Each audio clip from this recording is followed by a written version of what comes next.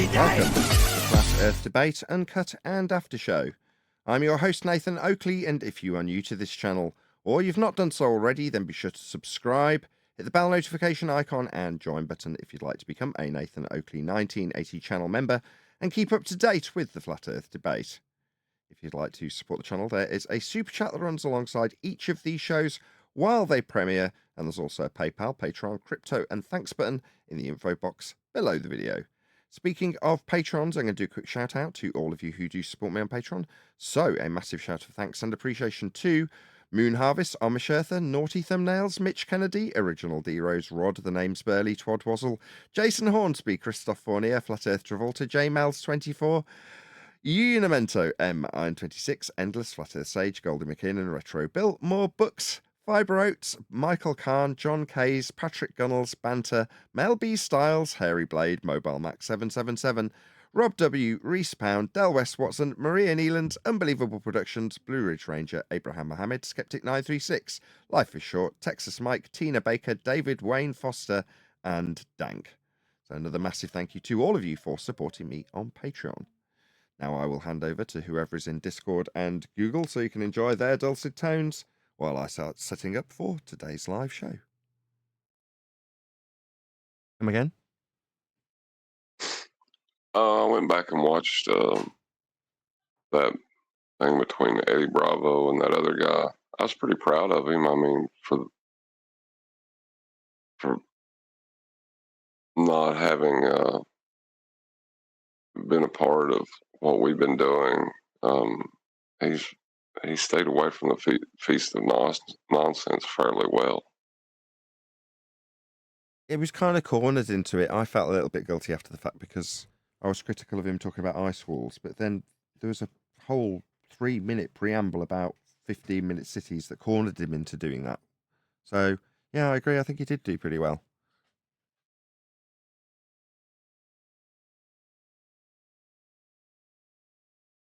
He got high praise in the titling. Eddie Bravo proves the Earth is measured flat by reference to the... he didn't specifically say... No, he did. He said NASA and aviation, right? Well, those documents are referencing a flattened, stationary, non-rotating plane. And that fact is with respect to Earth's measurements and how it's dealt with. So, yeah, kudos. Nice to see a few more people making examples like that. Yeah, stay away from the nonsense, really. I thought he did pretty good. I really did. But then again, you know, he's a fairly sharp guy. They don't give him enough credit because he's an MMA fighter, you know. A lot of people don't. Or maybe there's an automatic assumption that he shouldn't be because he's an MMA fighter. I don't know, but yes, I know what you mean.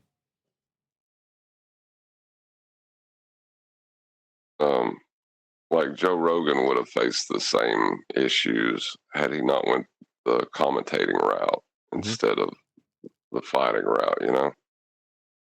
Right.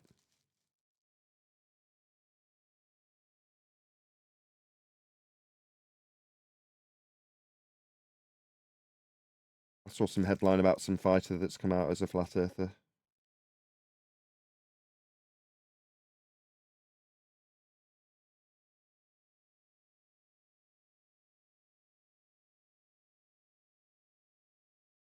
Now I'm all set up. I'm tempted to do a actual audio human rendition of that explanation of ether.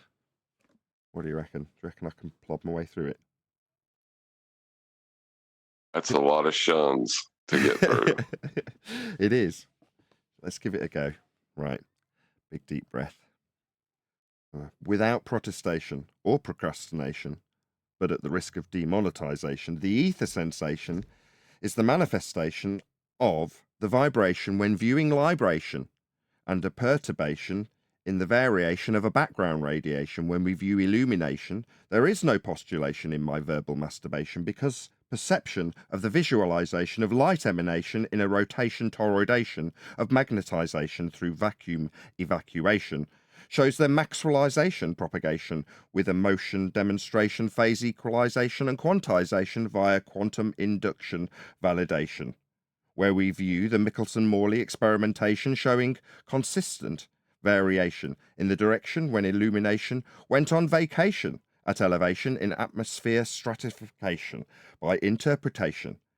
And that is a miniaturization of ether explanation. If you lack comprehension, it's because of your education. Did I mention the free power generation? Long live ether. This is a declaration and not a theora hypothesization. Subscribe to Nathan Oakley, 1980. Asian. Asian. Dang, I don't know. It's almost a tongue twister with all the shuns.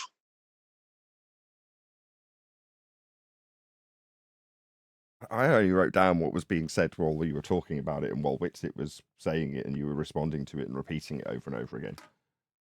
And there was a lot of obviously descriptive words that didn't have shuns on the end that I didn't use that I could have done.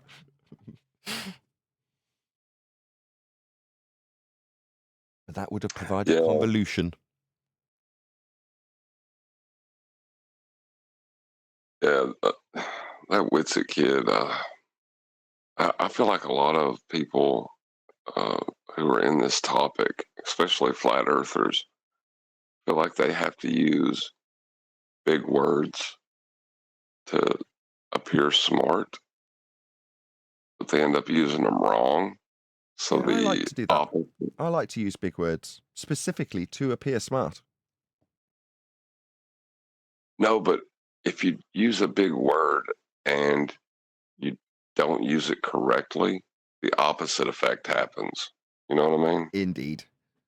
Sometimes when I use a word just because it flows off the tongue and then you go, hang on a second, is that actually the correct word? And I'll second guess it recorded or live or otherwise. You're like, if you've used a word and it's the incorrect word, there might be a reason it's flowed off the tongue inadvertently, but you've got to identify that to know it's the wrong word. If you just plow on regardless, the audience's only assumption is you think that's the right word, don't you? And it isn't.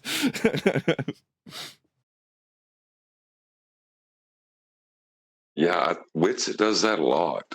I noticed that when he was talking to those yesterday because I was in and out. He's just throwing words at him like just a word salad. And it was bamboozling the morons. But anybody that knew what the words he was using meant, it was just word. It was meaningless. It, Give him it, the old razzle dazzle. Razzle dazzle him. He's a con artist. yeah, yeah. And I don't know. I don't know if you can argue that someone is using words the way he's using them without doing that intentionally. You know what I mean? Maybe. Unless he's parroting them, in which case people can get quite au fait with just saying the words that they've learned, like a script. Like that little poem, while it sounds like a lot of complex rhyming words that might seem too difficult to learn, they're not. You can break it down into a few sentences and just learn it. And then on the spot, you've got yourself a begging the question proof of nothing perspective hijacking earth curve calculator, blocking the view of a physically geometrically obscured lighthouse from beyond the physical geometric sphere edge limitation, or something like that. You know, you just break it into sections and suddenly you can regurgitate it over and over in different orders and make it as long as you like. You could go on for 5 minutes. And that's all he's doing. It's just like having a script. It is having a script. If you're just parroting something that you don't necessarily understand, it is just then a script. So a few people in the alt realm, alternative conspiracy truth realm, will say things like that. He's just reading off a script. QE does it as well. But contextually, I'll use QE as an example because he gets it right. He means somebody's rhetoric, right? Their script is their I've gone through this so many times that it's flowing easily, like a begging the question proof of nothing perspective hijacking earth curve calculation, for example. I've just said it a lot. So therefore, for somebody else who might also say it a lot but doesn't know the meaning behind the implication of each and every word in that sentence, it's just meaningless. It's just word salad used to con if you don't know what the words mean or what the implication is. If you picked out one bit of that, which could easily, from an outside point of view, go, well, that's just jargon and word salad. Yeah, it is.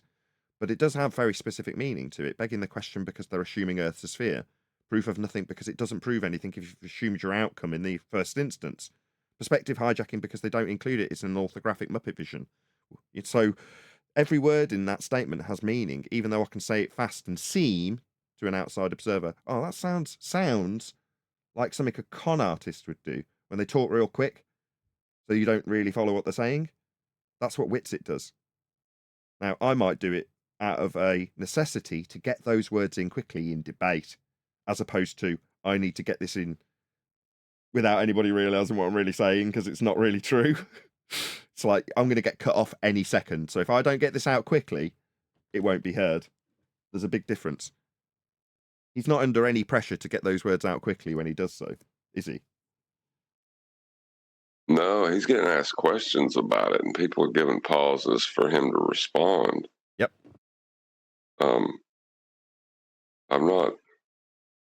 I've never really seen him in I don't know. He's very good about the thing that Brian doesn't like about some people, just parroting arguments.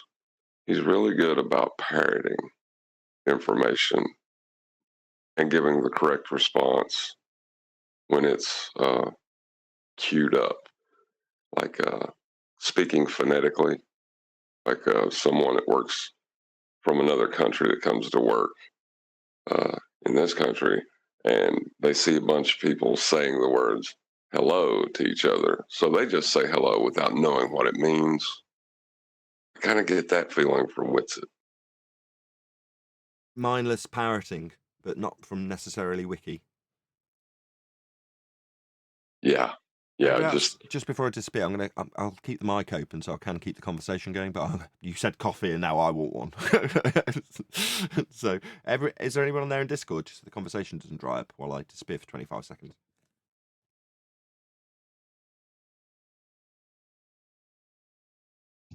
Yeah, I can do that. Go ahead. There's a bunch of us in here. Go ahead. Somebody got something to say? Go ahead. Somebody said something. Oh, Raleigh? I was talking about Witsit. Like, I don't necessarily think he's saying the things that he's saying because, well, I think he learns to think or speak things phonetically very quickly based on other arguments he's heard. Does that make sense to you? Well, yeah. He's a fast talker. But I think to get a real good picture, you need to drop into Earth Awakenings, and that'll give you a better picture of the flat Earth community. Well, I mean, whatever, right? I mean, just another aspect of it.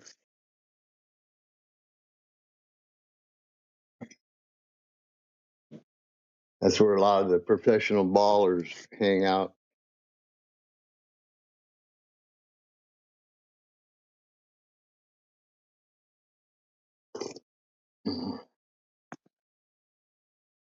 Somebody talk. They hang out. Yeah, I was just. It was dawning on me in Earth Awakenings. Like, Yes. why would they be in there? I don't get that. I'm just saying, John, Earth Awakenings is a Discord room. Geo owns it. QE talked about him last night. And then, yeah, it's just where quite a few flat earthers hang out. And they do the Feast of Nonsense over there, day in and day out. Shits it gets it's always in there, isn't it? Yeah.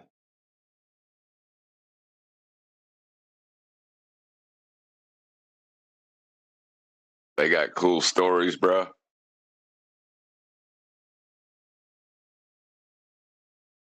You broke up, John.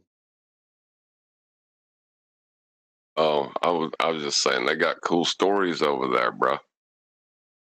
Oh yeah, yeah, yeah. Yeah, they got a couple of them. That's what a lot of people But the want, flat, though. yeah.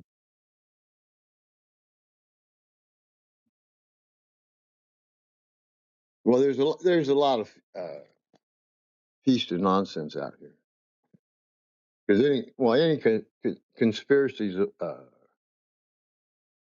can get on the table on a flat Earth community.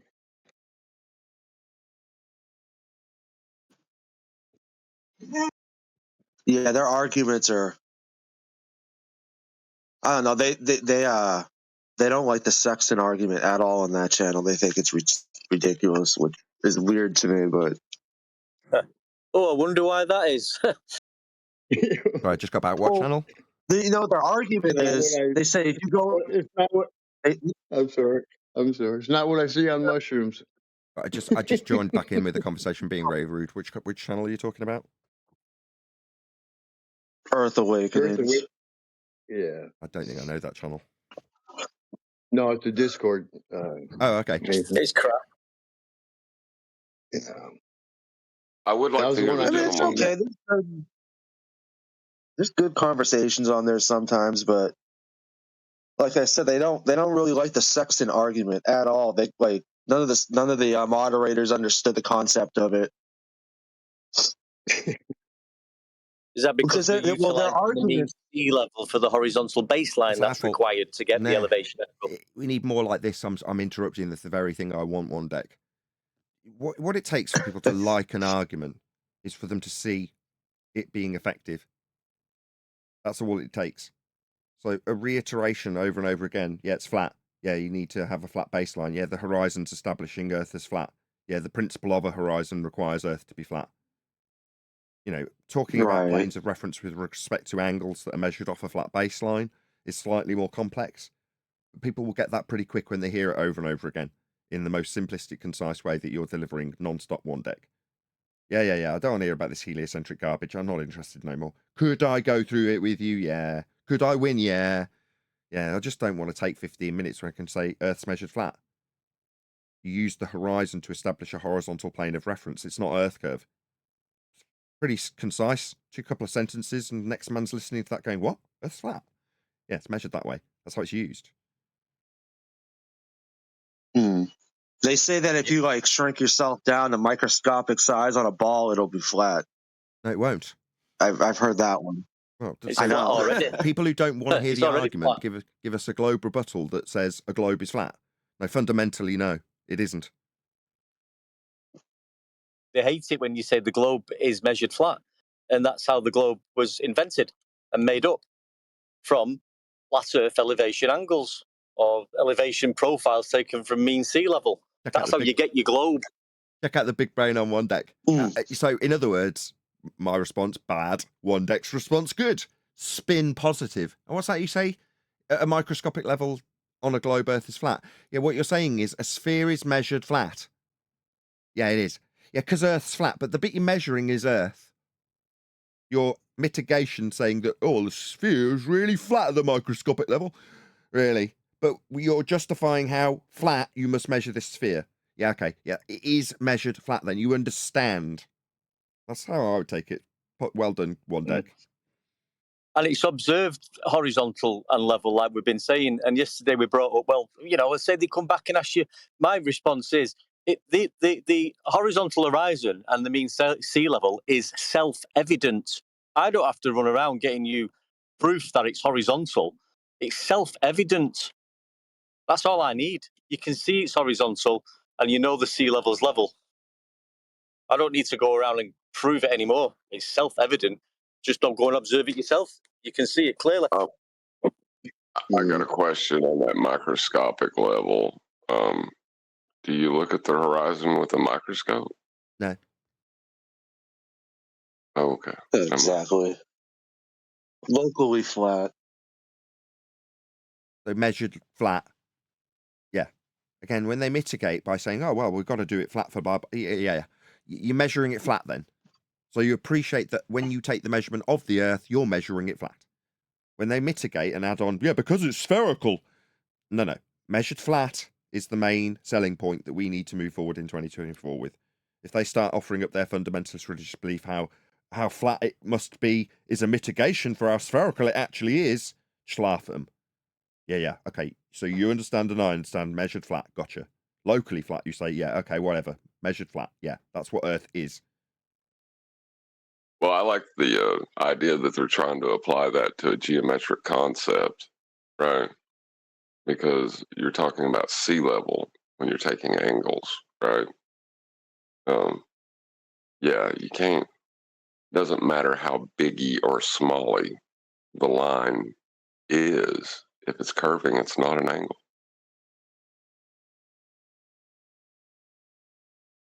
Yep. Yeah, that's how bloody simple it is, mate. That's how fucking simple it is. It's sea level for the elevation profile, no curve involved. No swearing.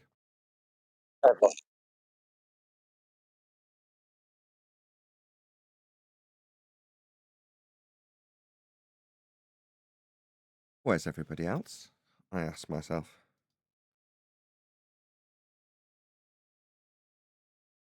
They may have been celebrating Eddie Bravo last night. It got out a little out of hand. They're all hungover. What? Celebrating Eddie Bravo? Did he have a baby? What are you talking about? No, proving Earth's flat, like doing it well. You know, I don't think there was a lot of people yesterday who had faith in him to give such a strong performance. That's good to it in a way. It means I thought Eddie Bravo liked this channel.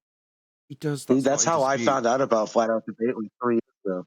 Yeah, that's not in dispute. That what John's saying is there's perhaps low expectations upon Eddie Bravo, and therefore an expectation upon ourselves to perhaps be more critical than we had to be because of his good performance. So because he went above and beyond to say this is speculation, and where I even was critical about the ice wall after reviewing it, he's forced into that corner by the 15-minute city. So you go, well, in that case, how many negative check marks can you actually give him? Very few.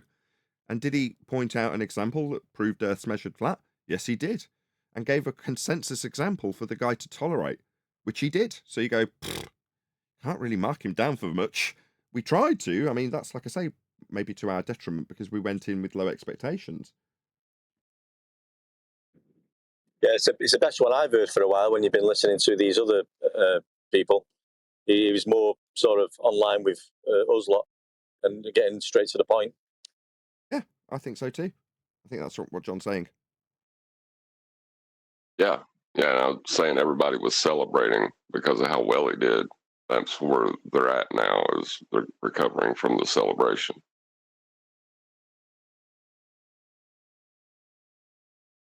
Or they could be celebrating the winter solstice, maybe. Dancing naked around the fire? Possibly.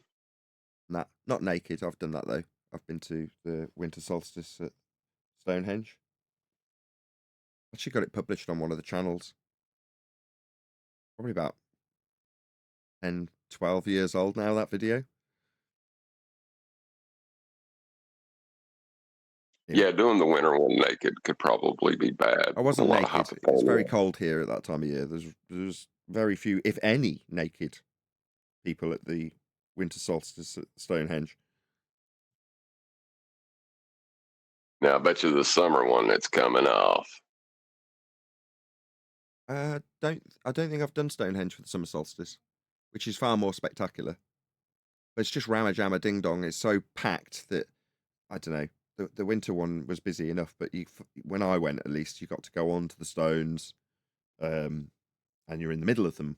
Now, I think that changed shortly after, and you just can't go on them full stop. But back then, it's all cordoned off. You can't go anywhere near them. You can go on site and walk around them when it's cordoned off, but you can't really get anywhere near them.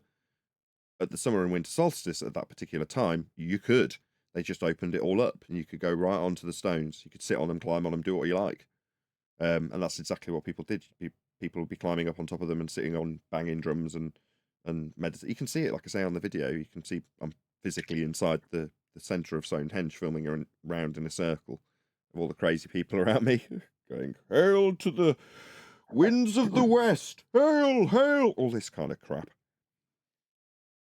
Yeah, that's kind of like Moses coming down from the hill and seeing the golden pig almost.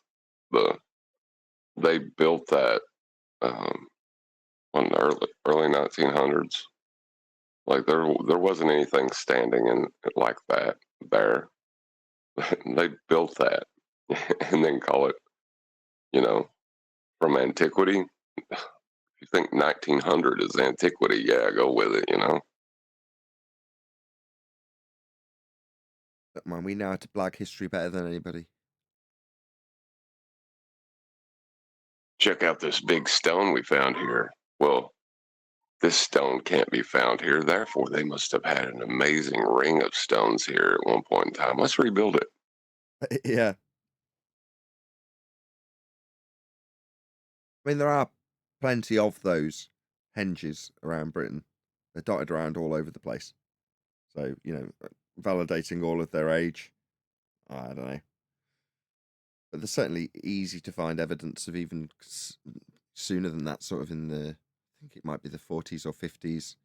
They physically reinforced all of the foundations, so you can see them scaffolding them all up and moving them around and stuff. So you're like, well, they're obviously not in their authentic place because they've been physically ripped out of the ground and put back in again.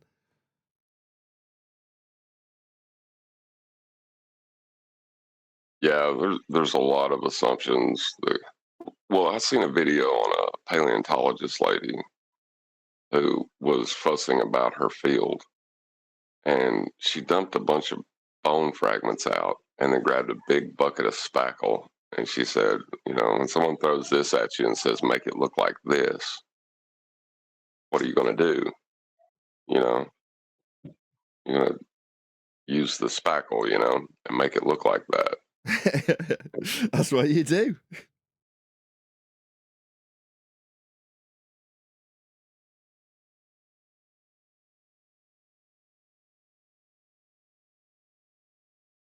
Yeah, John Le Bon did a whole like pilgrimage thing to the outback in Australia, to where they've got these, I've forgotten what they call them, like archaeological primitives or something like that, where they're the genesis of some of the dinosaurs that we've now got loads of cast, what do they call it, plaster of Paris, basically, cast models. And you go back and he exposed how what they really have for some of these ancient dinosaurs is just like one crappy bone. That's what they've got. And that's the genesis of those stories for those bones that end up being, like you say, stuck together with spackle and then end up being far more complex and then eventually CGI'd onto Dino Vision on your screen.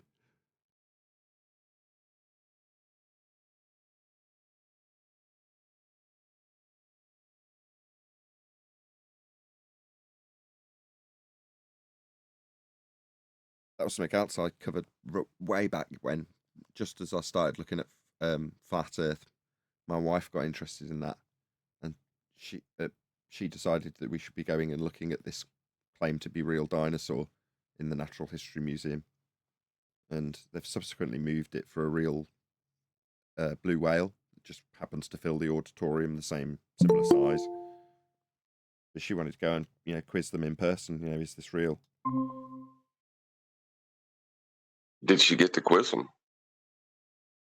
Yes, she did, but the answers weren't really forthcoming. In other words, like you'd expect in some museum, the people who are around don't know anything. It's subsequently been moved. I think it's actually been moved closer to us. So it went from London in the Natural History Museum to, I think it's Coventry. I'll have to double check that, but it's in some other auditorium now. Yeah. Which museum's the moon rocking nowadays? So there is one again quite close to me in Leicester, which we went to 7 years ago. Martin Leitker and myself and a whole bunch of others. I can't remember their names, but they were from the Sun and Moon and Zodiac Flat Earth channel, if you can remember that, way back when. But they've got one of those in a, how can I describe it? It's like a kid's fairground in some respects. There's like kids things. It's just a brainwashing museum.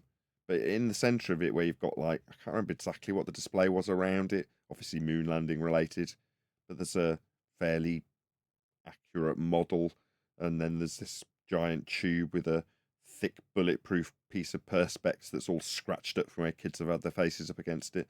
And inside there's just a sparkly looking little rock.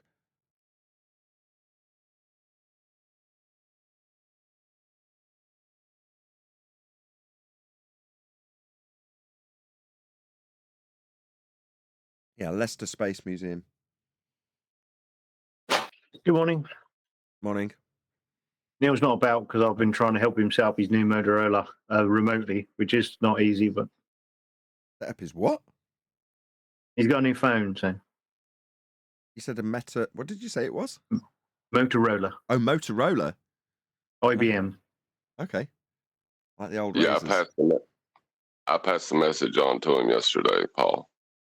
Is it because of, was it a razor? Thank you. is there some connection to that? No. I've just got a Motorola, and I've got my mother a Motorola, and the Hammer's got a Motorola now because I come across people with iPhones and they tend to have issues. So and Android, and the only experience I have at the moment is with a Motorola, so I just suggest them. They got a bigger battery, 5,000 milliamp hours, compared to what some of these iPhones have got, like an SE or a Mini have got like 1,200 or 1,600 milliamp hours, which is terrible compared. Especially consider they cost more money than an Android. I'm just waiting for a relative to get bored of their current phone and give it to me. That's what I do. I just get hand-me-down phones like from people, and just use them. That's all I do. I've only ever purchased Was that Much not a very easier. subtle hint, one Nathan? phone. The phone I currently have is the only phone I've ever purchased, ever. I remember once going to an estate agent when I was doing estate agency work, obviously, and you had to go out to the house to show a punt around to see if they wanted to buy it, obviously, viewings. And they'd be like, "What's your phone number?" And I haven't got a phone. I'd be like, "Well, how are we going to get hold of you?" I'd be like, "Provide me with a phone." I'm like, "We're not paying your phone bill." I'm like, "Oh, I see. So should I have had a phone, you'd want to be able to get hold of me at any given time at my cost." Yes. Okay. Yeah, I don't have one. And that was true. I didn't. And I'm like, why would I get a phone? Because at the time, yeah, this is in the 90s, seemed like a pain in the ass. And it still does seem like a pain in the ass. You mean this thing can literally interrupt me at any given moment because somebody wants something from me? That seems irritating. Rarely do people moan at me when QE says, "Oh, he doesn't pick up his Skype messages." Now, I don't carry a phone. That's what that is. Very rarely will I have a phone on me. Now, I bought this phone because of, becoming more serious in YouTube videography, and I wanted a really good camera. And at the time, that particular iPhone had image stabilization where nothing else did. So I was like, I want that. Because if I'm going to be out and about filming, because that's really what I wanted it for, I want image stabilization. I ended up buying a gimbal for it anyway. And the very few times that I did go out and film stuff on a mobile phone weren't the most popular videos, and it really wasn't worth me upgrading. So I've stuck with the same crappy old phone that's got about a 3-hour battery life, like Paul says, for a very long time. And, half the time it gets more use out. My kids get more use out of it than I do. They sit and watch YouTube Kids on it. But I don't. I very rarely have it on me, and people will phone it, and I'll go, "All right, I'll have to call them back then." When I pick it up at my leisure, you know what I mean? Most of the time, it's because I've got better things to do than deal with phone calls. If something's urgent, people will get hold of you. It's like me with mine. I turn every notification off, so I don't know when I've got an email. I don't know when I get a message. I don't normally get a WhatsApp message or anything like that unless I just periodically think, well, I'll just check now and see if anybody's contacting me, which I'll do as and when I feel like doing. Yeah, I do it in the That is morning. the so I've ethos got- for all of the panel members as well, because they don't answer messages at all. Yeah, I don't. But I do it I do it first thing in the morning. So what I will do is I'll wake up, and that is literally the first thing I do is I go through emails and messages from the day before. Now it's just habit. It's just get into a routine of how you do things. Second thing I do is respond to YouTube messages. So I'll go through all of the channels and check all of the messages, and obviously respond if they're worthy of response. Give them a little heart and so on. Then I have my cup of coffee. You know, in other words, it's part of a routine. So halfway through the day, it's like I'm doing something. I haven't got the time to go through an email that somebody's drawn my phone or my watch, heaven forbid, is drawing my attention to. Oh, by the way, you've got an email. I'm like, have I? You could have a larger penis. Oh, wow, I'm really glad I saw that notification.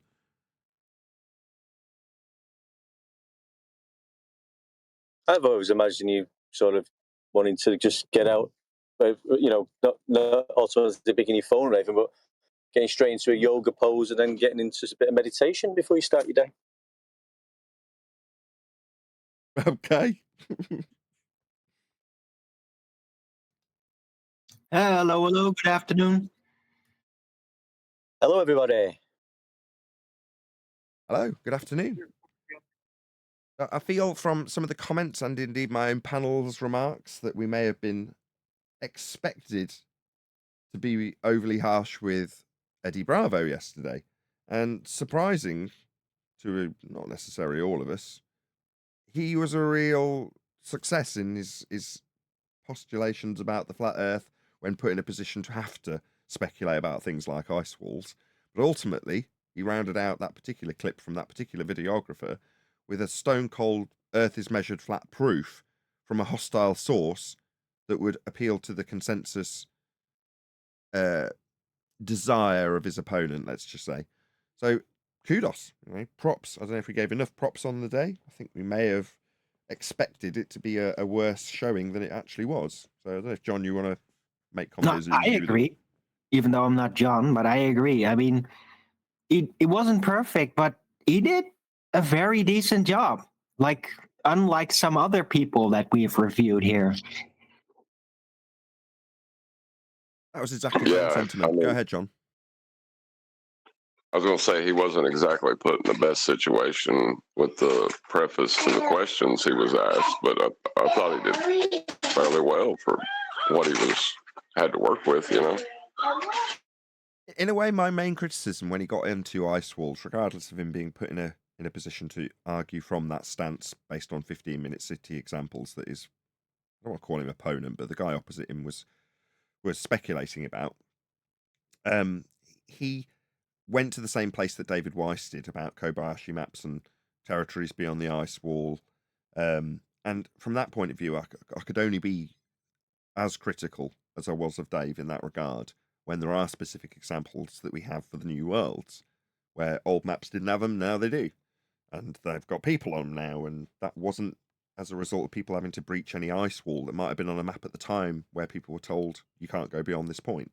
Now that's how it is now, but it doesn't mean that in our recent history we didn't find places that were defined as being in outer space. That's the area beyond the horizon, space being the area that we occupy, outer space being the unknown. And then in outer space they find, quote, new worlds that are then documented exactly as that on the maps. So that, as an example, leaves you with far less speculation. But there we go, that's just one minor critique in a very nuanced discussion. So, you have to fly with what you've got, and he did well. So, props to Eddie Bravo. Thank you to Godzilla37 for smashing the super chat. Just gives me money and says Merry Christmas. Thank you very much indeed. Really appreciate the support. Did you do a bit of housekeeping? This might be the last live show before Christmas, right? Christmas is on Monday. I'd be very surprised if my wife would allow me or tolerate me doing a show on Christmas Day. So there's a good chance that this is the last actual live show before Christmas. There is a Ball Busters tomorrow, so you will get to hear some of our dulcet tones on that. As far as this particular channel, Nathan Oakley 1980, is concerned, this is our Christmas show, I suppose. So there you go. Let's do some housekeeping. The reason I said that is because we might do all of the housekeeping questions because of that. Yep. Quick question. I'll be doing early bird shows, by the way, during Christmas all day. So you can always come to my channel.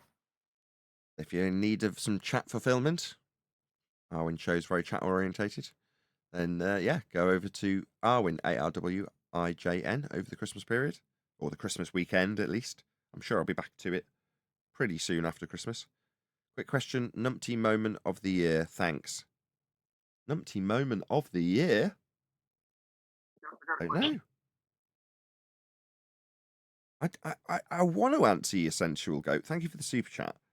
But by the same token, all of our numpty moments will be directed at things that aren't just proving Earth's measured flat. Because they're going to be errors and contradictions, aren't they?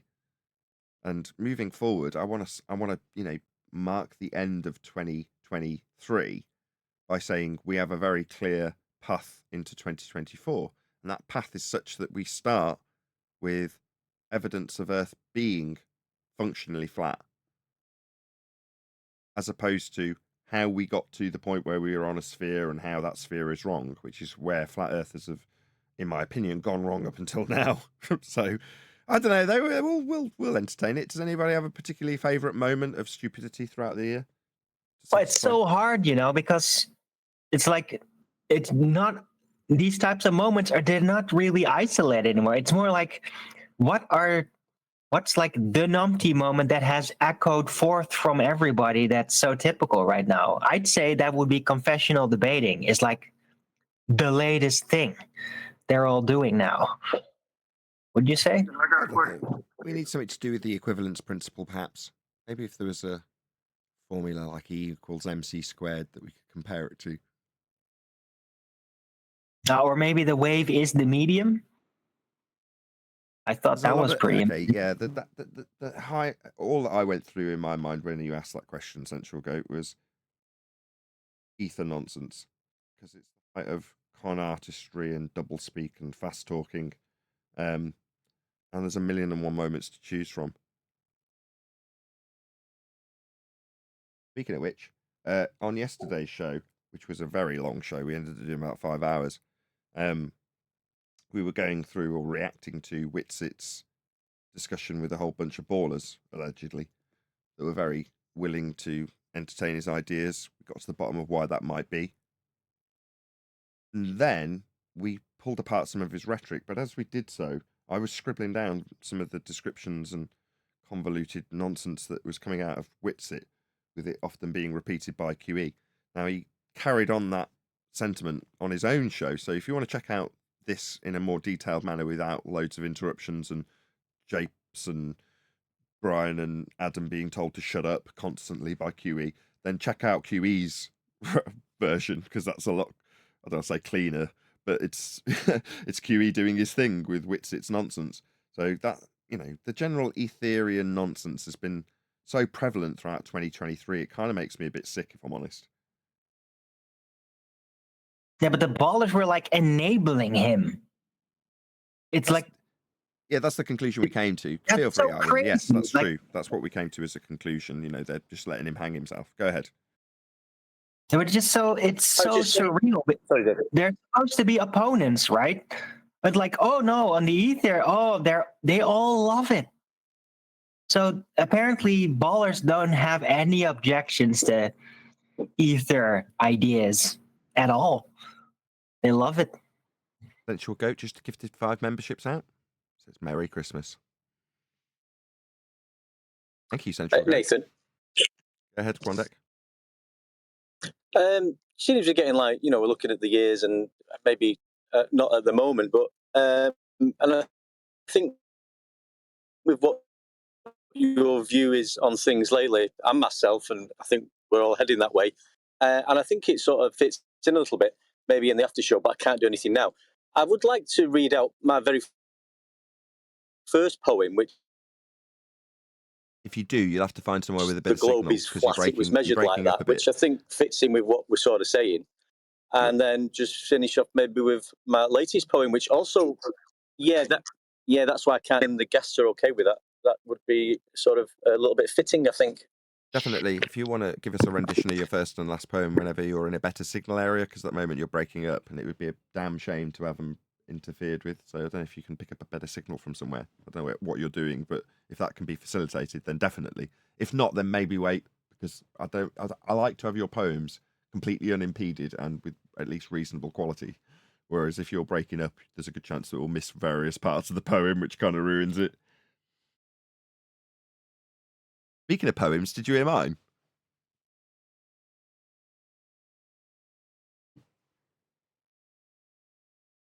Oh, we lost one deck. It would appear so. Right, we're going to do some housekeeping unless someone's going to tail off that conversation with one deck.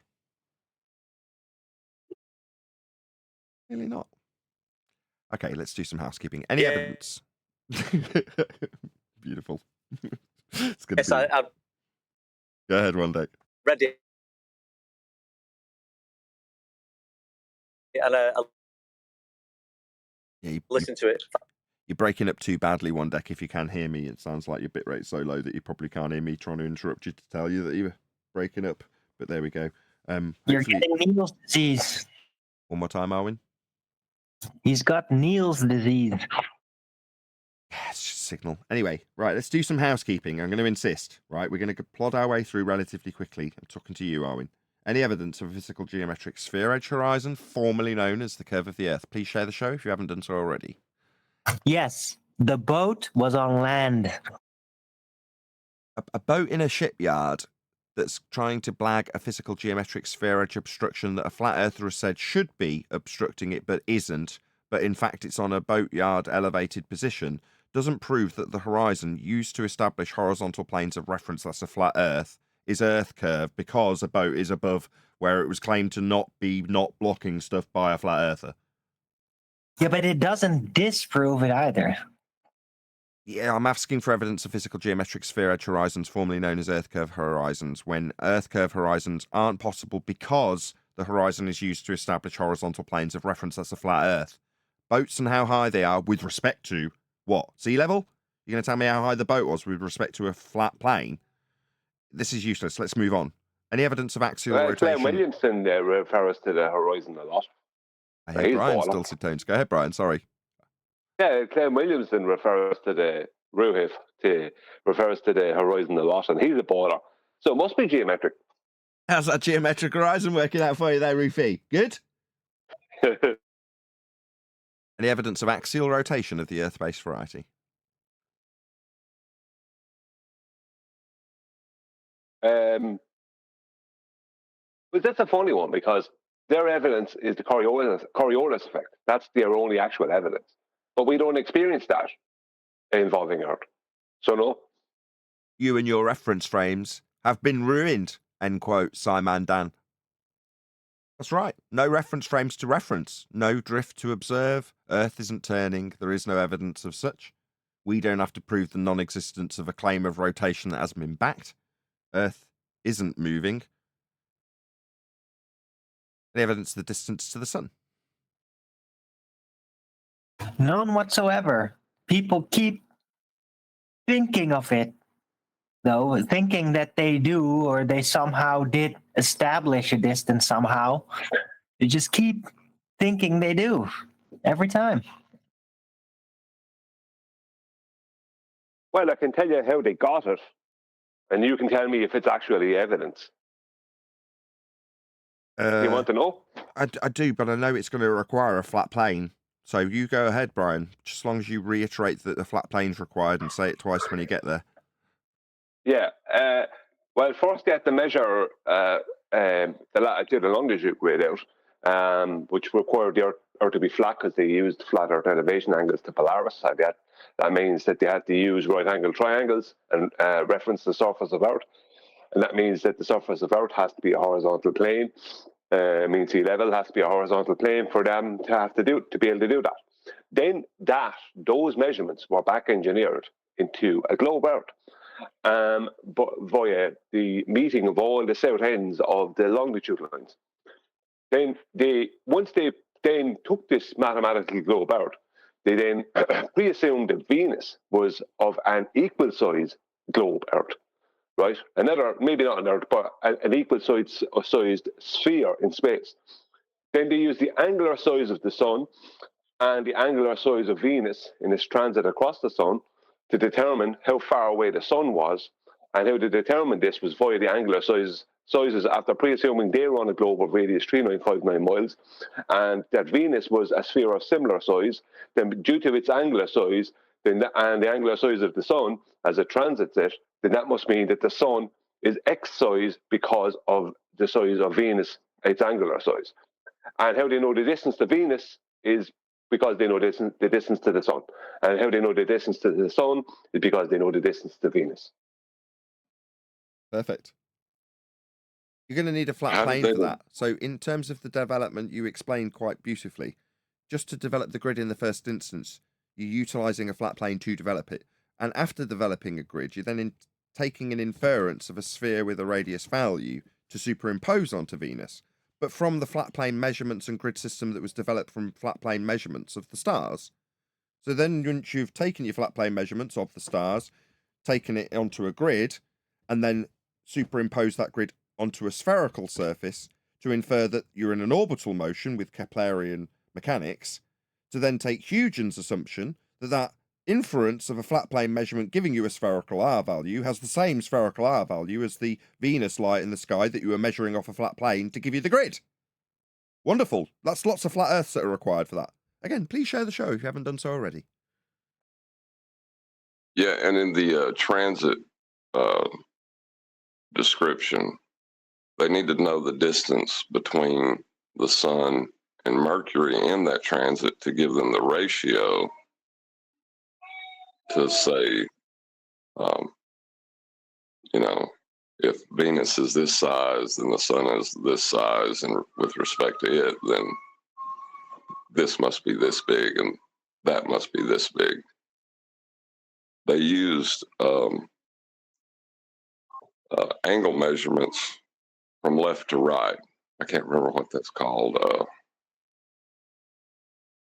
Parallax? That would be a flat plane. No, it's not not parallax. parallax. No, It's Transit? It's like well, it's ascension not. or something. It's got a particular name. I know what you're driving at. Yeah, but that's with respect to a flat plane as well. So their description of transit requires Earth to be flat as well. They're describing Yeah, but the elevations when they describe the transit with respect to a horizon. Therefore, it's an angular description. Is that what you're driving at? Yeah, but they have a certain name for it, and I'm completely blanking on it. You said I'll it. have to go look You it said up. it about 2 or 3 weeks ago. I know it might have been Brian. well, the main thing is that they just used angular sizes based off of a pre-assumption of what we were standing on, and the angular size of one of these lights in the sky being the same size as the pre-assumption of what we were standing on. So that's what they're using. Angular sizes is how they determined. But regardless of any other nonsense they tried to say they did. All they did was use angular sizes. I could do the exact same thing, and they couldn't debunk it. Literally, I agree, but I think what John's driving at is you don't necessarily need to reference your flat plane to give you angular size differentials, which is where you get to with Kepler. That's the end of the road for Keplerian assumptions. In other words, you can slide the scale any way you like with Kepler's observations of the motions that he puts around a sphere derived from the flat plane that you so eloquently described. Catch my breath. But beyond that, you've got to have Huygens. You've got to give something to that scale, haven't you?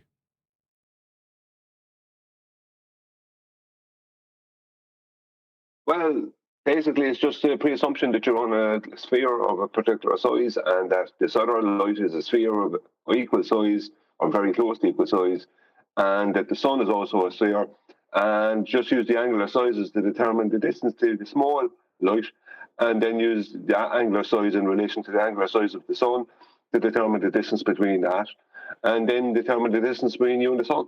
That's all it is. It's Exactly. actually that is all it is. That's the point I'm making. That's the key. That's the cornerstone, if you will. You've got all the bricks laid out by Kepler, but until you've got Huygens' cornerstone of Venus being the same size as Earth, you've got nothing to give you distance to the Sun.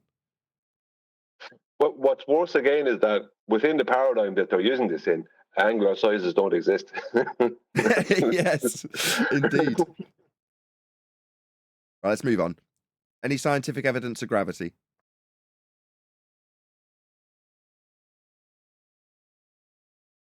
Would you say anything?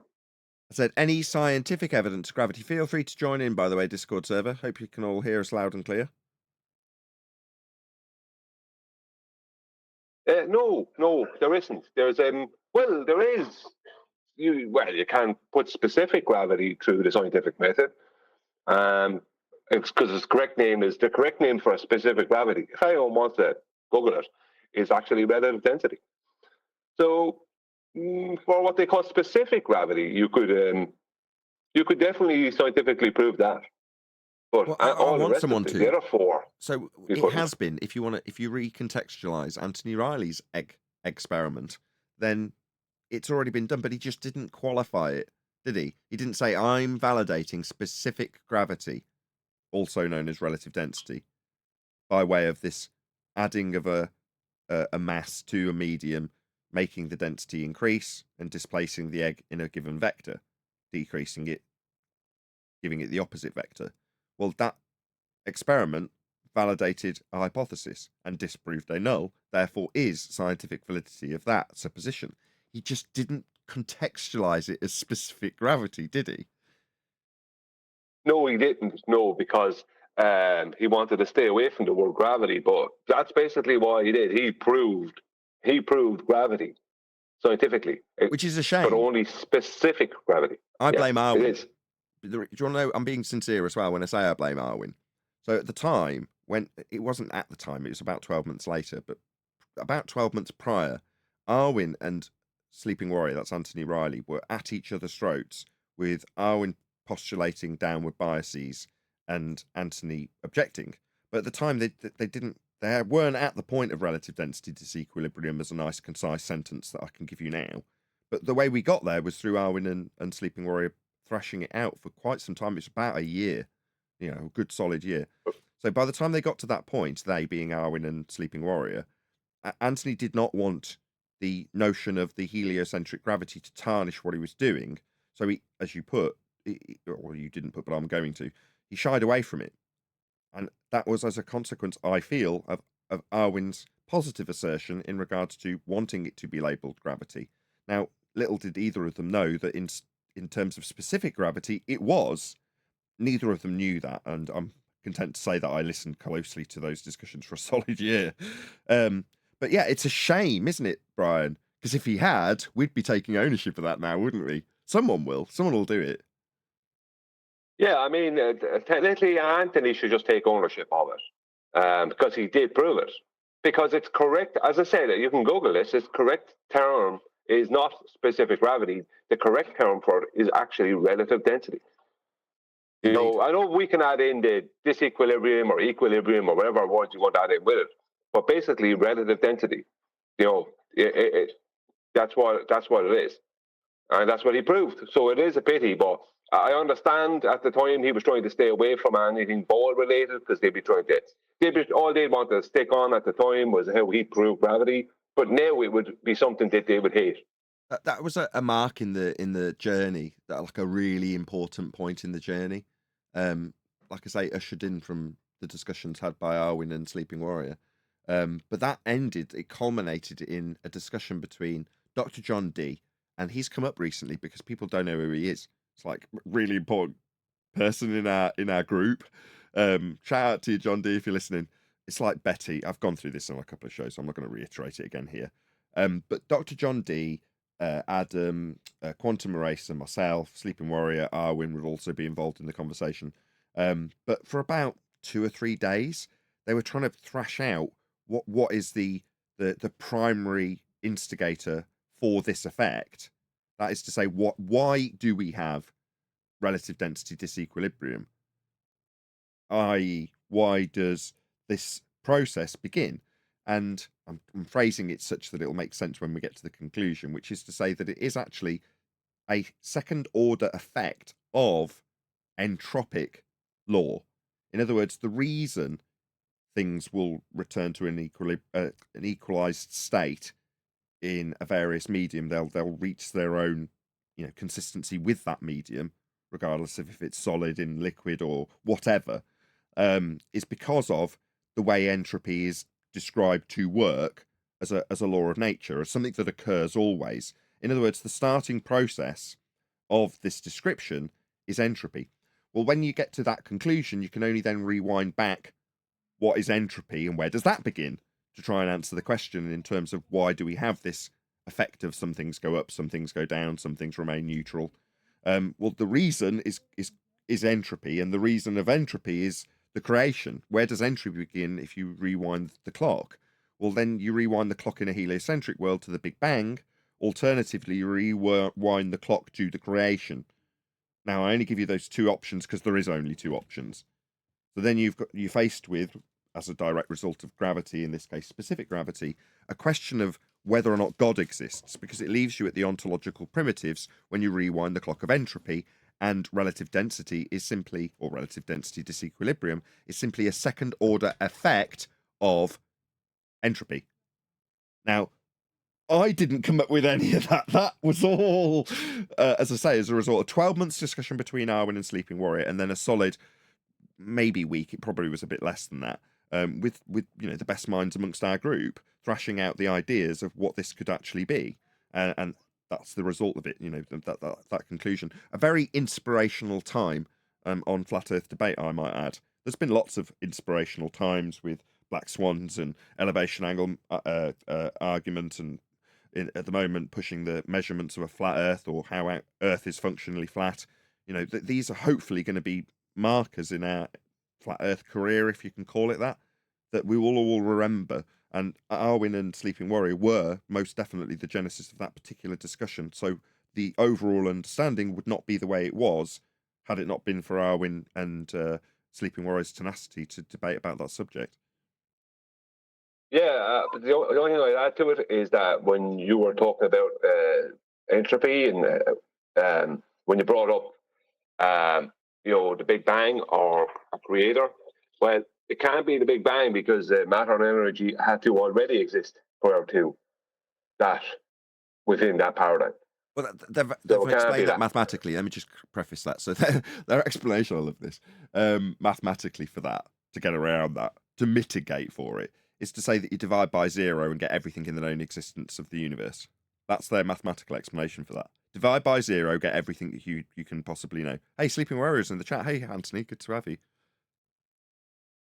Also, I looked up that word. It's perihelion and aphelion. I think I'm saying that wrong. I'm sure. Perihelion and what was the other one? I think I can't say it. I'm from country. Yes, indeed. The broken up version of it from one deck was just perfect. Right, but that's how you determine its transit, to give you the scales, which are done with respect to a flat plane. Okay, so that word that none of us are going to attempt to repeat and pronounce incorrectly is the respect to a flat plane measurement of the transit angle measurement that would require a flat plane, correct? What's the word again? Perihelion and that word. Apelion. I can't say it. My tongue won't let me.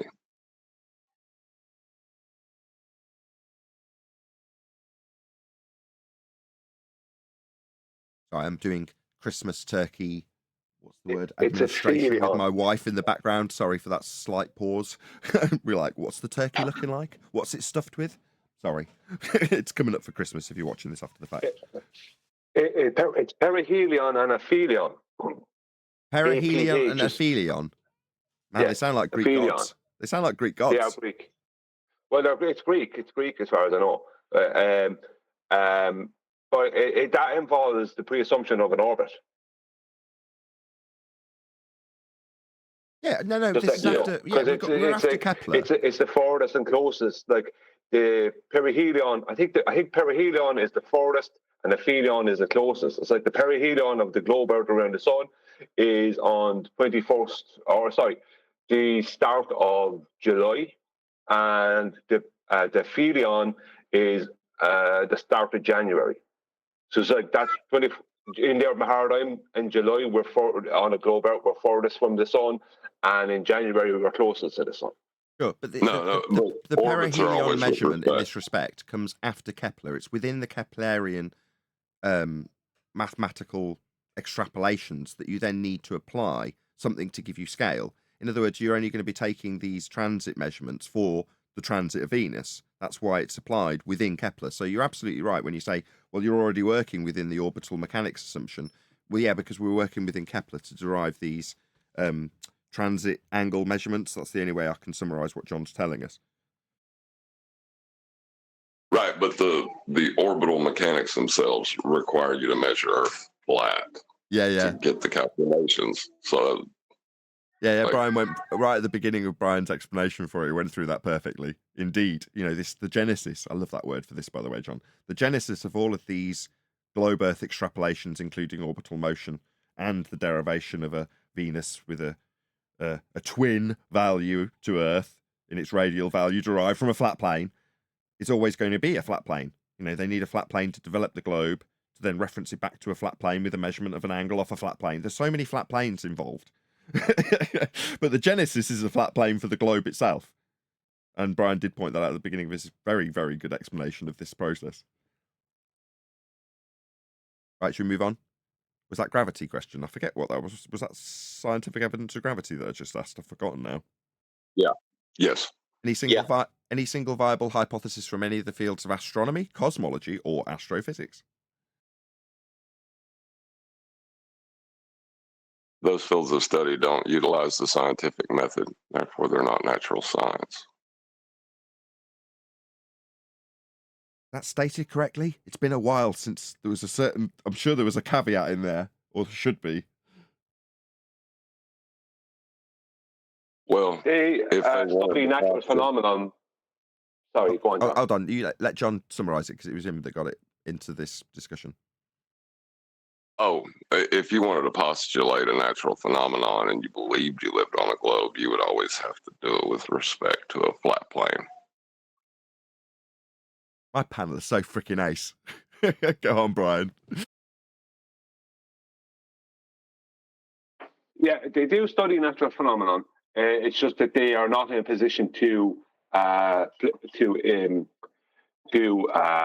manipulate any independent variables, because they can't manipulate the area where they study these natural phenomena. They have no influence over the sky. So they're halfway towards being able to do a scientific experiment. Good enough. They have Yes, that's enough for the disclaimer. Yeah. But do you want to repeat the first statement now, notwithstanding the disclaimer, John, just so it's reiterated as the main point in terms of the lack of phenomena? Oh, yeah. If they wanted to postulate any phenomenon and describe it, they will do it with respect to a flat plane. So you do actually include that. I was wrong to call you on that then. You do actually have the caveat incorporated into that then, don't you? Yeah. My bad. It's not as sharp as I feel, maybe. Maybe I'm hungry. 75 people watching. Please share the show if you've not done so already. Really appreciate all of you who've smashed that share button thus far. Probably the only reason we've got 75 people watching, if I'm perfectly honest. But if you've smashed one of those links that someone else has shared, thank you for joining us. Please do so also. Do so also? Yeah, do so also. Smash that share button. Let's see if we can get it to 100 people before the end of the live show. Any evidence of a self-perpetuating molten iron core at the center of a presupposed spherical Earth?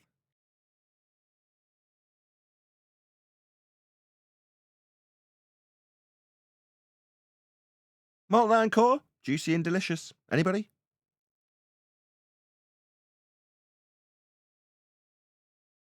Well, if I was a baller, I probably wouldn't go to P waves and S waves anymore, since that requires a plane of reference to measure it. As it's Christmas, should we have the story of Thea? Go ahead, Brian. No, I was just answering the question that no, there isn't any evidence, scientific or otherwise. We're gonna get. Should I give the Thea rendition, or should we move on? Yeah, absolutely. It's a bit much in the middle of housekeeping, though, isn't it? Oh, don't bother. Go on to the next question. I'll go on to the next question. Any evidence of the R value, Earth radius?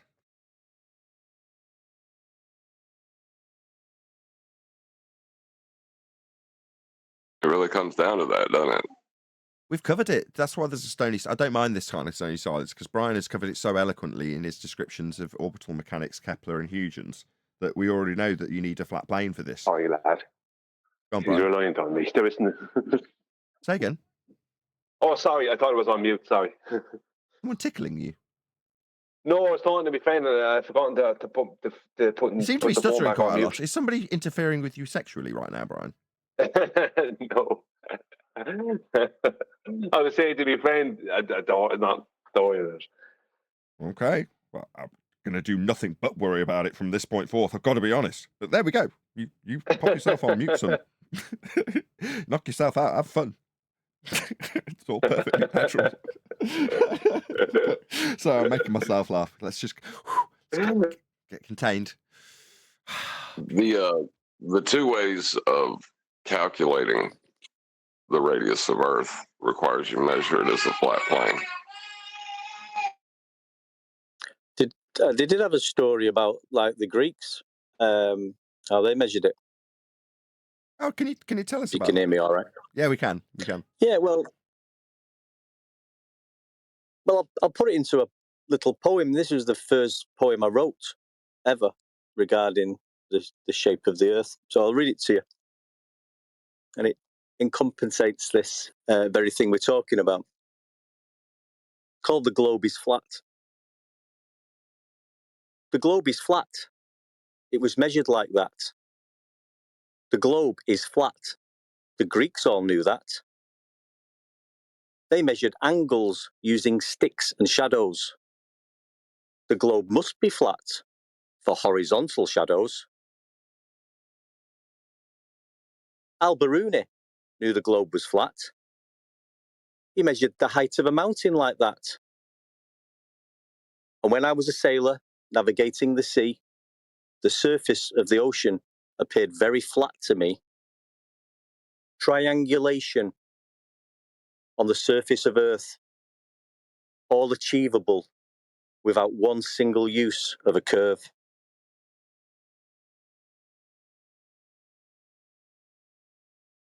Perfect. Thank you very much. Maybe towards the My end pleasure. of the show, we'll get the last one you've written because it's a new one, right? We haven't heard it yet. Well, I did briefly, I did read it the other day for you, but I wrote one for a while. But I just felt it'd be nice to read these two poems because the globe is flat. It's just, it was written a while ago, but that's exactly what we're talking about now. It is measured flat. There is no globe. Yeah, you've been. We're using horizontal baselines. Well, you've using understood mean this. sea level. Sorry to interrupt you. Sorry, mate. Go on. From the off, you've understood this implicitly to the point where you can put it together into poetry. So the fact that you're so, at the moment, I'm singing your praises quite a lot, as you could probably tell, because you're so dogged in your determination to make that point absolutely clear when you interrupt people. So Paul was talking about his friend who's also a flatty, and you're desperate to interrupt. And Paul even said after the fact, he's like, did he get that, we understood all of that? And he's like, yeah, but he just one deck just wants to make the audience aware that it's measured flat, and at every opportunity he's got to point that out and get you back to that point, he's doing it. And it's like, I want to praise that, regardless of it probably was quite irritating for Paul while you were doing it. But it doesn't. No offense, Paul. It doesn't matter because that's the sentiment I want driving forward into 2024. No, let's get back to it being measured flat. Oh, you'll need a flat Earth for that. Oh, that's definitely going to require a horizontal plane of reference that you're going to be using, etc., etc., etc. And you're doing it. So, do you want to give us your other poem? Hopefully your line will stay clear enough for us to get it nice. Yeah.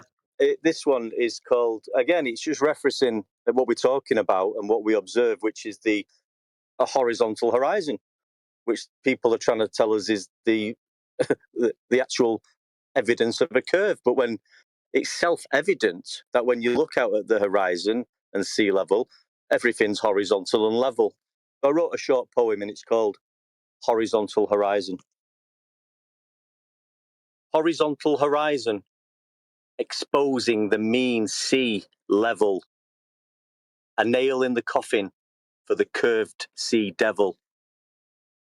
Horizontal horizon, leveling up the sea. No curves in sights for me and thee. Drop over distance, none from left to right. Horizontal horizon, straight and level, right? Horizontal horizon, she tells no lies. Just look at how mean sea level horizontally meets the sky. Thank you. Awesome. Yeah, perfect. Nice and clear too. 90 people watching now. Edging ever closer to 191. Please share the show if you've not done so already. Big shout out to One Deck for his poetry. Really appreciate it. Also in the pre-show, I did a rendition of the robotized poetry that I developed after yesterday's extended after show. It was like 5 hours long. So while Witsit was going through his Ethereum nonsense, I was scribbling down some of the terms and slapping them together. So you can hear that in a rough form. Although I've added to it and I might go through it if we have time. We'll see. Meanwhile, any evidence you can have gas pressure without the necessary antecedent of a container to press upon?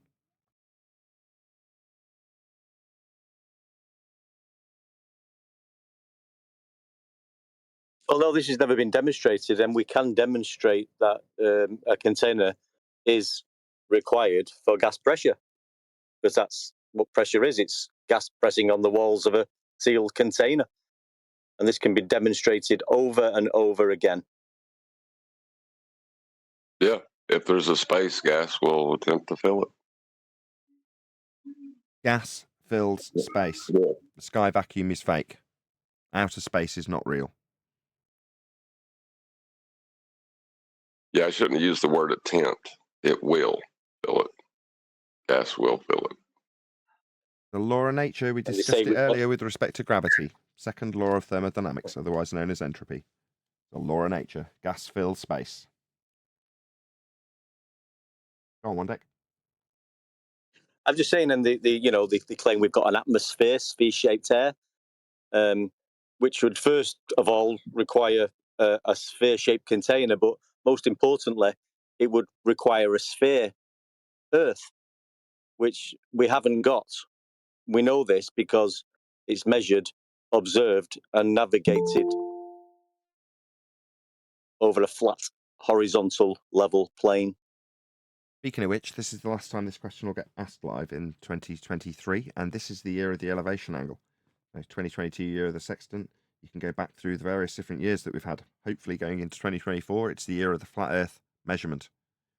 But in light of the year of the elevation angle, we aren't with our illustrious navigation expert in this regard, which is 10th Man, which is really sad.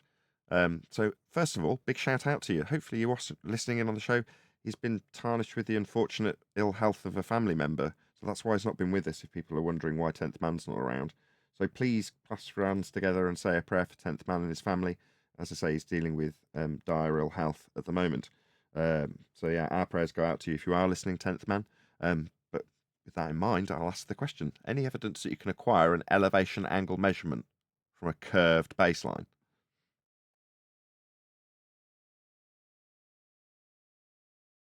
Morning, guys. Well, it's an impossibility.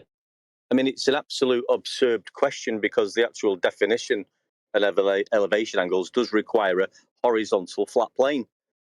So to even ask the question, can you do it from a curved Earth, is absolutely insane.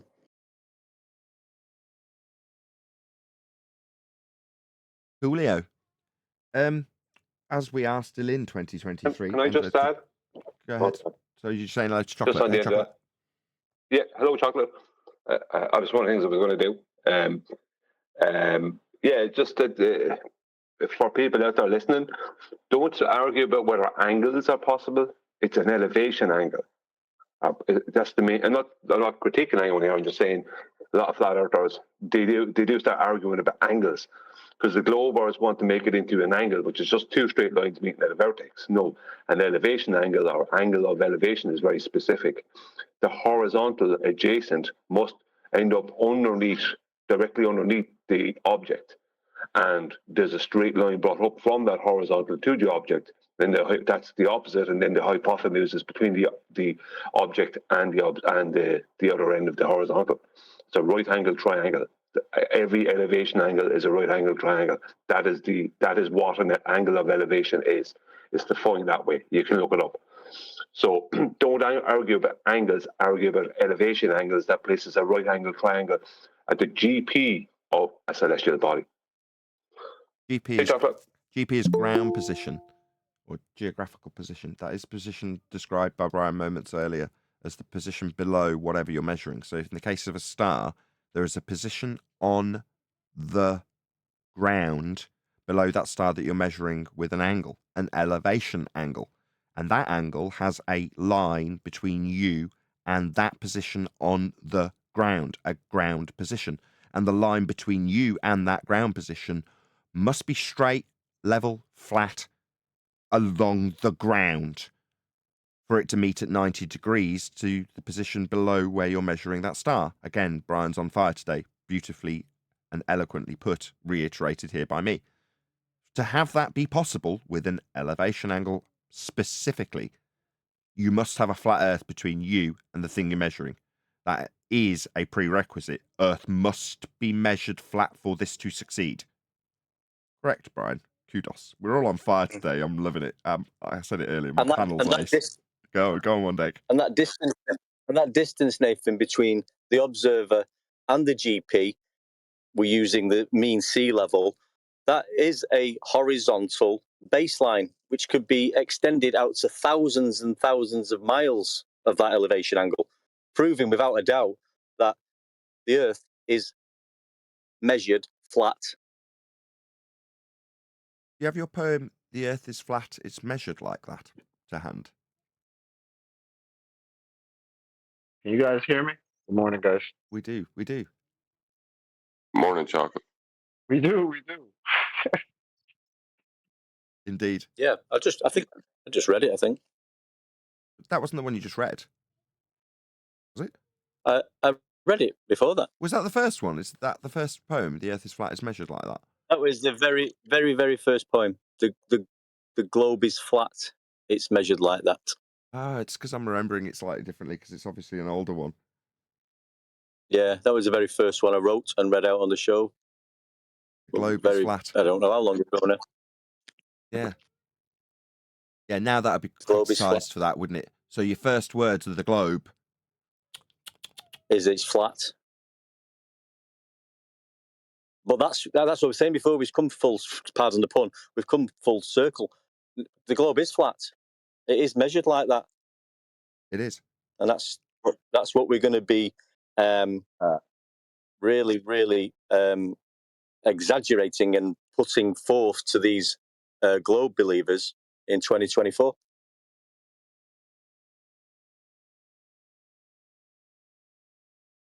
Maybe we shouldn't call them globe believers moving forward. Just call them measurement deniers. No, you get yelled at chat. You know, they want the community to play nice, and you say anything derogatory, they get upset. Is that a Motorola microphone I detect? Sounded like it, yeah. Mm-hmm. It sounded very specifically like a Motorola microphone. Am I wrong? From who? For you? Was it me? Me? I'll forget it, Neil. You're not playing along. Right. Throughout 2020, throughout 2023, right, we've been loggerheads with the counterpart flat Earth nonsense that is ether, and I don't know if I'm going to get shouted down by QE in this regard. I'm sick of it. I don't want to cover it anymore because I think it's pointless nonsense. And in terms of the better quality, as we call it, information, it will prevail so long as we're banging the drum loud enough. In other words, we don't necessarily have to go and cut the skins on their drums, we can just drown them out. And going over the sounds of their drums and the inability to keep their drums in rhythm just draws attention to their drums, does it not? I second the motion. Everybody else say aye. Who agrees? I've been, hold on a second, agreed. I've been screaming it for years. Say aye. You, Nathan, you've been wanting to make friends with Jaron and let's teach him because it'll be our advantage. Advantage what? They want to stay in the mud, leave them in the mud, let them all stay dirty together. We're clean. Yet he who is Well- without sin. Well, since their main point of contention, it seems, is that we tie them directly to the arguments that they're making. Maybe we just don't mention their names when we destroy the points. Wait a minute. I don't get it. Is Ether back? It's back, baby. Ether's It's science Back and it's and back. better than ever. Oh, And I okay, was okay. told in the Well, chat Ether that is back, I'm just baby. not a believer. And what is that again? Ether. They still don't have a natural phenomenon yet, chocolate. There isn't already something else. Well, I checked. They don't. I can answer you. Nathan has the definition of ether. He What is wrote it that down. definition? Here's where the It's- problem is. I'm going to tell you what the problem is. I don't mind, but when they say it's in the Bible, and Dave is not wrong for saying that the stars are sentient, he's not wrong. It's in the Bible, and I'm not a believer. So now they're going to link it and tie it to the Bible and say that ether is God, which we've heard before. The stars are sentient now? What did I miss in the like 2 days? What's going on? Yeah, the guy was attacking me in chat yesterday because we were getting on him for that. Okay, well, without protestation and without any further procrastination, and at no risk of demonetization, the ether sensation is the manifestation of the vibration when viewing libration, and a perturbation in the variation of a background radiation when we view illumination. There is no postulation in my verbal masturbation because perception of the visualization of light emanation in a rotation toroidation of magnetation through vacuum evacuation shows their Maxwellization propagation with a motion demonstration phase quantization via quantum induction validation, where we view the Michelson-Morley experimentation showing consistent variation in the direction when illumination went on vacation at elevation in atmospheric stratification by interpretation. And that is a miniaturization of the ether explanation. If you lack comprehension, it's because of your education. Did I mention the free power generation? Long live the ether. This is a declaration and not a theory hypothesization. Subscribe to Nathan Oakley 1980.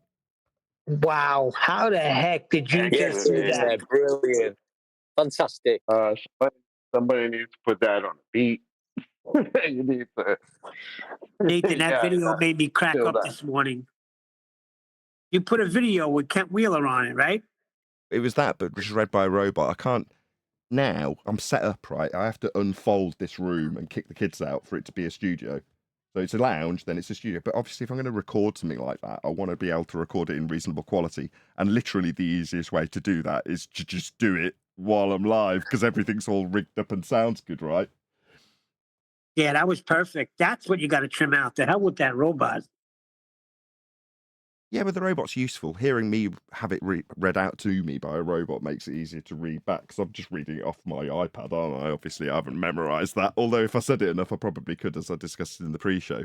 We were discussing the con artistry that is Witsit Shitsit 20 when it comes to him being a fast talker and regurgitating stuff that sounds pretty much like what I just rattled off so that he can con people. That's all it is, a big con with fast, complicated words. So that's ether. To answer your question, Chocolate. Yeah. Actually, someone could take clips thanks from. for clearing that up. Sorry, Yeah, thanks for clearing that up. My pleasure. That really cleared it up, as QE would say. Coolio. So, any Christmas greetings we want to leave the audience with? Because we'll be seeing them in the period between Christmas and New Year next when we're live. Happy Christmas to everyone. And a Happy New Year if we don't get to see each other. Yep. Shout out to everybody, the whole community. Special shout out. I heard you mention him before I came in, but special shout out to Temp. Miss you, brother. Yeah, indeed. Our Hope you prayers come really back. are with you, 10th, if you're listening. Yeah, we're all thinking about you, Tim. Absolutely. Love you, bro. We've been praying for you, 10th. Anything else? Any other Christmas greetings? Got to be some other nice sentiment that we can leave people with. I want to know why you guys say Happy Christmas instead of Merry Christmas. We do say Merry Christmas as well. Happy Christmas. It depends on what it is you're trying to convey to somebody. Do you want them to be merry? Not necessarily. But isn't it supposed to be Merry Christmas and a Happy New Year? It depends. I always All right, find I'm Happy much more Christmas merry and a at New Merry Year than Year. Christmas. Exactly. New Year's the merry time. Exactly, Adam. Hello. Hello. Hi, I just joined. I have an opinion. I think personally that the Earth is a sphere globe based on all the information that I've been given. Okay, well, wouldn't you have to do that the moment I've got my camera all lit up and I'm about to do a round out to a live show? Isn't that just sod's law? No worries. Well, what is the evidence you base your fundamentalist belief that sphere Earth is true on? Well, I mean, for two things, real quick off the top of my head, it's what all the most intelligent people in my life, including those that I can't access, like let's say scientists and things. That's what they say, and also I see things going over the horizon. Is this a joke? It's not April Fool's Day, is it? It is. Is this a joke? Christmas week, not April Fool's Day, isn't it? Stop. Okay, when you say things go over the horizon's not an actual place for things to go over. That is to say, it's not a hill. But you're under the misapprehension that the horizon is a physical hill for things to go over. Unfortunately, that is not the case. Would you like me to explain how that is not the case? Well, I'm just saying. So you're saying that my eyes are deceiving me from what I see every day? No, I'm saying that what you perceive to be a physical geometric limitation to your view at 1.2 times the square root of the observer's height in feet in the case of Earth curve physical obstructions is not a physical limitation, aka hill, blocking your view if we can demonstrate that the physicality of said hill blocking things, as you put it, is beyond the geometric physical hill-like limitation that would be at 1.2 times the square root of the observer's height in feet as laid down in your, begging the question, proof of nothing, perspective hijacking Earth curve mathematics. So the ground is not physical? No, the horizon is not physical. The horizon is not Earth curve. The horizon is not the ground? It's not Earth curve. Not a hill. The horizon is not the Earth. It's not. Try that one more time. The horizon is not a hill called Earth curve. Yeah, that's what I'm saying. So the horizon is not the Earth. No, that's not what I said. I'm sorry. The horizon represents a limitation to your view, an apparent position where the sky meets the ground or sea. But it's apparent. Yeah, the ground. That's not actual, not physical, not a hill blocking your view at 1.2 times the square root of the observer's height in feet, which is the mathematics that gives you that assertion. We've debunked it. Yeah, the ground, surface level, sea level, the ground. Yes. Keep saying the ground, right? Surface level. Surface level. Yeah, I mean... You don't think the horizon Hold on. has... Let's see if he's recognised what he's had put to him by John. So there's quite a lot of people keen to talk to you, my friend. What's your name, by the way? I mean... June. I'm June. Pleased to meet you, June. So are you describing, when you say the horizon in terms of its physical limitation, are you describing the surface level when you ask us, is it not Earth? Are you referring to, is it not surface level? Is that what you're asking? I think is what John's trying to ask you. I mean, I keep hearing like you guys say ground and surface, and to me these are all like physical aspects of the Earth. So I mean, I don't know what I'm missing. The level bit. Okay, you go ahead, John. You're missing the level bit, surface level. I mean, I guess sure you could call it whatever you want, but I mean, like No, I that said, I is what see it's called. things go over. That is what it's called. You I say don't we see can. things. We can. You're saying we can call it surface level. No, that's what it's referred to as. That's what it is. Surface level. Okay, but I guess I suppose is isn't it relative to what the truth of it is? So let's say in actuality it was curved like the ball, like they say, then level would be in accordance to that shape. No, level is level. Maybe.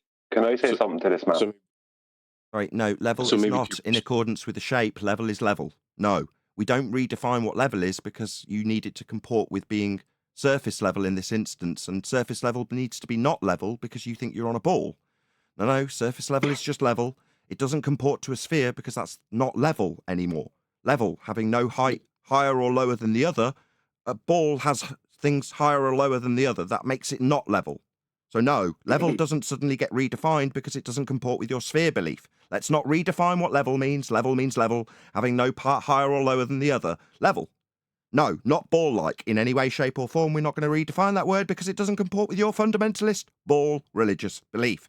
Earth's not a sphere, and when we deal with Earth, we deal with the surface level. So it's measured, navigated, built on level, not sphere-shaped. right. We don't have to believe Right. the truth that you believe to make surface level not level anymore, which is what you've asked us to do. No, we won't do that. But okay, so it's like it's so big that once you are reduced to such a small size compared to it, it achieves a levelness. So what you're saying is, So what what you're you're saying is we're going to measure it flat and level, correct? Well, we do. So we do measure Earth flat and level. Welcome to Flat Earth. That's correct. We do measure Earth level and flat. That's correct. Because it is. Yeah, of course. But Yeah, of it's course. You relative. don't have to interrupt me to agree that we're measuring Earth flat. We know. You told me it was a sphere. And I asked you how you think it's a sphere, and you're telling us all about how we measure it flat. And obviously that's because that's how it is. Yeah, we know that. We're flat earthers. You assert It's that it's a relative. sphere. You don't have to keep interrupting me. We asked you to offer your evidence of sphericity, and you're telling me how flat it's going to be measured. Do you want to try again with something that offers up a proof of globe rather than how flat it's going to be measured? Because we already know it's measured flat. That's how Earth's dealt with. Flat. The surface level is level. That's right. Meanwhile, you don't have a hill blocking your view at 1.2 times the square root of the observer's hind feet. We debunked it with something called the black swan, showing that hill that should be in the way of oil rigs, according to the globe Earth mathematics, is 10 miles beyond the thing it's supposed to be blocking. Now, hills don't tend to get up and put themselves behind the things they're in front of. Horizons, on the other hand, can do that because they're non-physical, not a hill, not Earth curve as you claimed. I hope you understand that we've concisely taken apart your physical hill getting in the way of stuff. According to you, it isn't. The horizon is not Earth curve, it is not physical.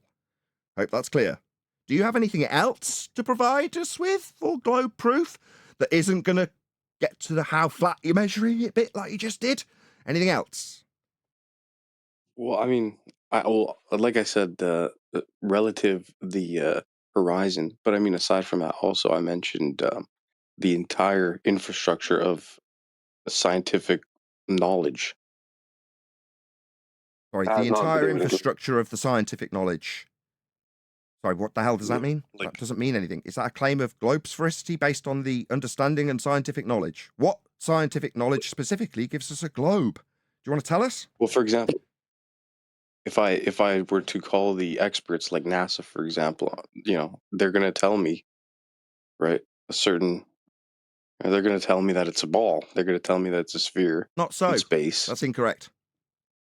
They're not going to tell me that. That's right. If you go to the NASA documents that actually deal with how Earth is negotiated, navigated, and flown upon, they specifically reference it as a flat, non-inertial, non-spinning, non-moving plane. That's how NASA describe it. You are alluding to some documents.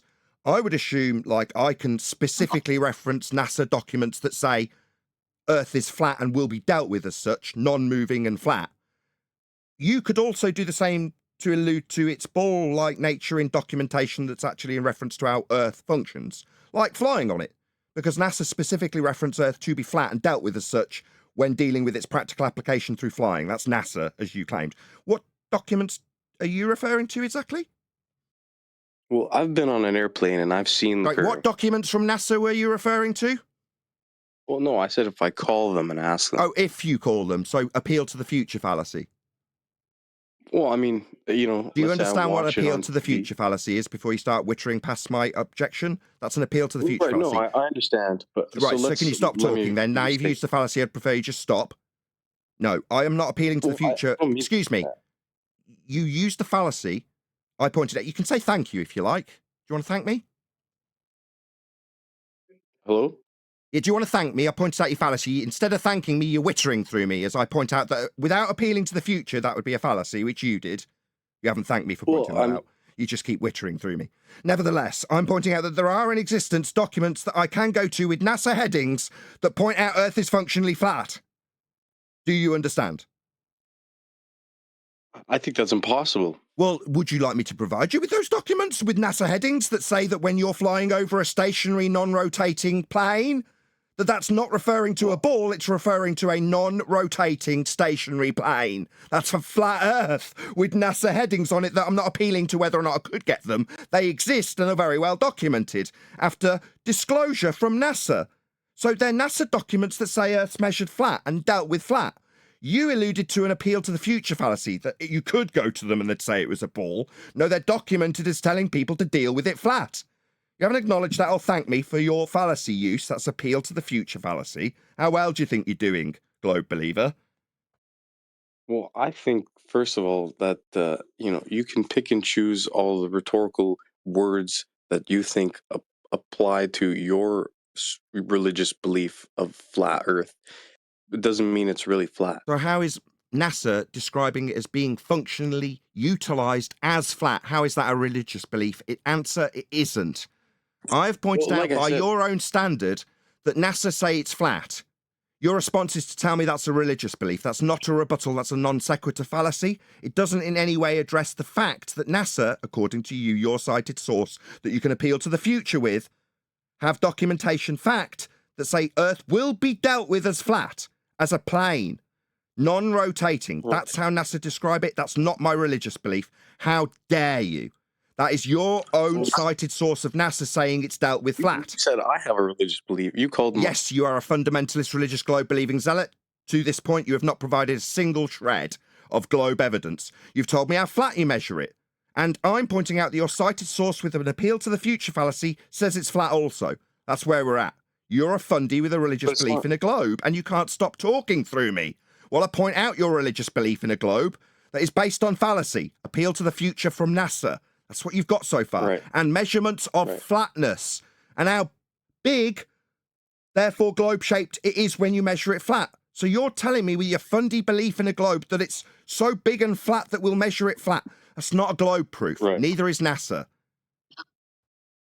Yeah, so it's like, I said it's relative, right? There's that key word. And so relatively, it's so big that we have our own Yes, I heard the unique first time. personal. Yes, I heard the first time. Yeah.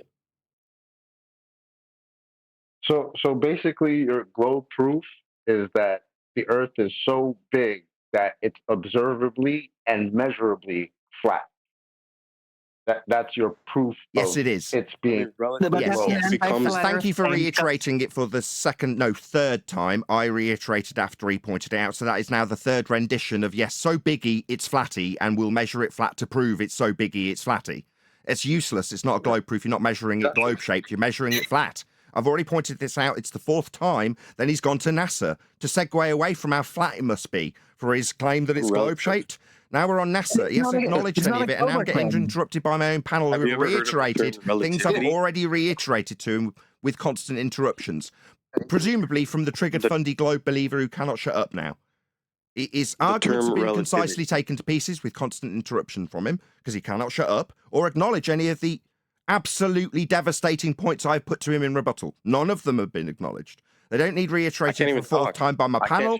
They need acknowledgement from June, who just feels that when I'm talking and reiterating the lack of acknowledgement of the devastation of his arguments, that he needs to talk in the middle of that. No, June, you just need to acknowledge. NASA say it's flat and functionally flat. That isn't an appeal to the future fallacy, it's a fact. And so biggy it's flatty is it's measured flat. So far, not so good, you fundy religious tard with a globe belief. Yes, you are religious. Yes, you have a globe belief. No, you are not proving it. I am taking apart your claims. Do you need to... I mean, I can't really talk. I don't know how I'm the one who's interrupting. I can't even say anything.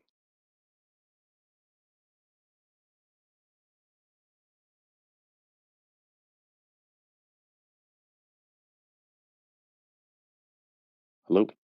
Hello, that was 10 solid seconds of non-interruption where you could have responded to the fact that NASA... Oh, it's your turn to talk after 10 straight seconds of silence. It's your turn to talk through me. After leaving a prolonged silence, it's obviously your turn to talk. The 10 seconds after your protestations that you weren't getting an opportunity to talk uninterrupted was met with a 10-second silence, but now you feel it's your turn to talk again. No, you absolutely are interrupting me when I ask you to affirm that NASA are indeed documented as saying Earth will be dealt with as flat, contrary to your appeal to the future fallacy, and further to your explanation that Earth is being measured flat because it's so bloody big it's flat. So, can you acknowledge some of those points without interrupting me before the conclusion and then claiming that you're not getting a chance to speak? You will now get an opportunity to respond and acknowledge those things that have taken apart your fundamentalist religious belief and believings. You may speak. Okay, so thank you. I don't know if it's a flat Earth thing or maybe if it's you guys personally, but that's a weird way to have a conversation. It's a little bit aggressive and confrontational. It's also... Meanwhile, Earth's measured flat. I'm not going to allow this dickhead to go through his ad hominem fallacy about how I'm treating him. Earth is measured flat by his own example, and NASA demonstrate that Earth is going to be treated as flat when you fly across it. That's documented by NASA. So me and how I behave on my own bloody show isn't going to be discussed as an ad hominem fallacy. That's another fallacy this guy's used because he can't accept losing. Nay, accept that the acknowledgement of the rebuttal that he has had on several occasions will ever come. We'll just get more ad hominem fallacies about how I've treated him and how it's a weird conversation. What, to take apart somebody's claim that NASA, with an appeal to the future fallacy, will say it's globe-shaped when they are documented as saying it's to be treated as flat and non-rotating and stationary. That is what they are documented as saying. You haven't acknowledged it, but what? It's a weird way to talk. No, it's a weird way to take apart a fundamentalist religious zealot globe believer at the root core of his claim, with constant interruption from said fundamentalist religious globe believer, who's going to then claim I'm interrupting him and isn't given an opportunity to talk when he's invited to acknowledge the rebuttals he has received. Go ahead, acknowledge them. You get a lot. Wow. Okay, so what about you see the sun? So we're on to a new claim. He has not acknowledged what I have said. Now we're getting panel interruptions from G+. I would like an acknowledgement of the rebuttals you have received, you fundamentalist religious zealot. I don't want to move on until you've acknowledged what I've said already, so you don't rinse and repeat it again later. We're not moving on to the sun. You are rude. Very weird way to talk to me. When I acknowledge something you've said, confirm what you've said back to you so we're all clear about what you've claimed, then I take it apart and you tell me that I'm rude. It seems rude that you would move on to a new subject without any acknowledgement of the rebuttal I've provided you, globe believer. Very rude. Please acknowledge what I've responded to your claims with. That would be NASA saying it's flat, and Earth so biggy measured flat is just Earth measured flat. Can you acknowledge those things, please, you globe believer? Thank you. Okay, so I'll acknowledge them as accurately as quickly as possible. So you said NASA. So NASA says one thing, and I think you're going opposite to No, NASA don't say one thing. Do you want to acknowledge what I've actually said? NASA say that Earth will be dealt with as a non-spinning stationary plane. That's what NASA say. As they go into space with rockets to other... Sorry, no, I didn't mention rockets. I mentioned them describing it as a non-rotating stationary plane. That's what they're documented as saying it will be dealt with as. You haven't provided any documents for anything. I'm asking you to acknowledge what I have suggested, because I haven't provided you anything yet. You can challenge me, but that's what I'm asking you to acknowledge. Nothing to do with space so far. Relativity. You've said that 5 times. It means nothing. It's just one of those jargon words you're throwing in to sound smart. No, an acknowledgement is what I'm looking for. If you can't tolerate a rebuttal and acknowledge the rebuttal, then we can't talk to you anymore because you're unreasonable. Do you understand that? Okay, well, I need an opportunity to get a word in, but you're saying that it's stationary and level. Yes, relatively. Right, do you want to show me the NASA document where it says relatively in the documented stationary non-rotating plane that NASA's documenting? Can you show me where it says relatively speaking? Do you want to show me that? No, I cannot bring up. So do you want to stop lying to us and acknowledge that NASA say it will be dealt with as non-rotating, stationary, and a plane? Because that's what they do say. Not relatively. Oh, I'm sure they do. You're just say making that up. So that Excuse me, mean, can you stop doesn't... interrupting me while I object to your lies? Stop making stuff up. It's just lies at this point. You don't have anything to back that. That's not true. What I've acknowledged or asked you to acknowledge is absolutely factually accurate about NASA describing Earth as a plane, flat in nature, non-rotating and stationary. Those are facts that you refuse to acknowledge and instead choose to make stuff up. Don't do that. It's very unreasonable. That's what globe believers do. Can you just acknowledge that NASA do say, because it's your source and you brought them up, documented how it will be dealt with, flown across, flat, non-rotating, stationary. That's all I need you to acknowledge. Or challenge me, say, no, they don't. Okay, so, yeah, I'm sure that they do. But does that mean that they're flat earthers, or are they still sure that it's a ball? I don't care what they are. They document Earth as being dealt with as flat. Why appeal to their feelings about the matter when they're documenting it is to be dealt with as flat, non-rotating and stationary? Does it matter how they felt? Does it matter what ink colour they used when they wrote it down and typed it out? No. It only matters that Earth is to be dealt with as a flat, non-rotating, stationary plane. That's all that matters. Yeah, dealt with. It doesn't mean that that's the fact. Oh, so it's actually the fact that it's a bloody globe and we shouldn't deal with it as a globe because it's actually to be dealt with as flat. Now, that would make no sense. Do you want to provide some documentation that says even though it's going to be dealt with flat and non-rotating stationary, it's because it isn't? Do you want to show me something that says that? I could show you the rover on Mars. Oh, could you? How would you show... No, I'll take that as a claim. I have attempted to see the moon buggy that NASA claim is up on the moon via telescopes, and it's not possible from Earth.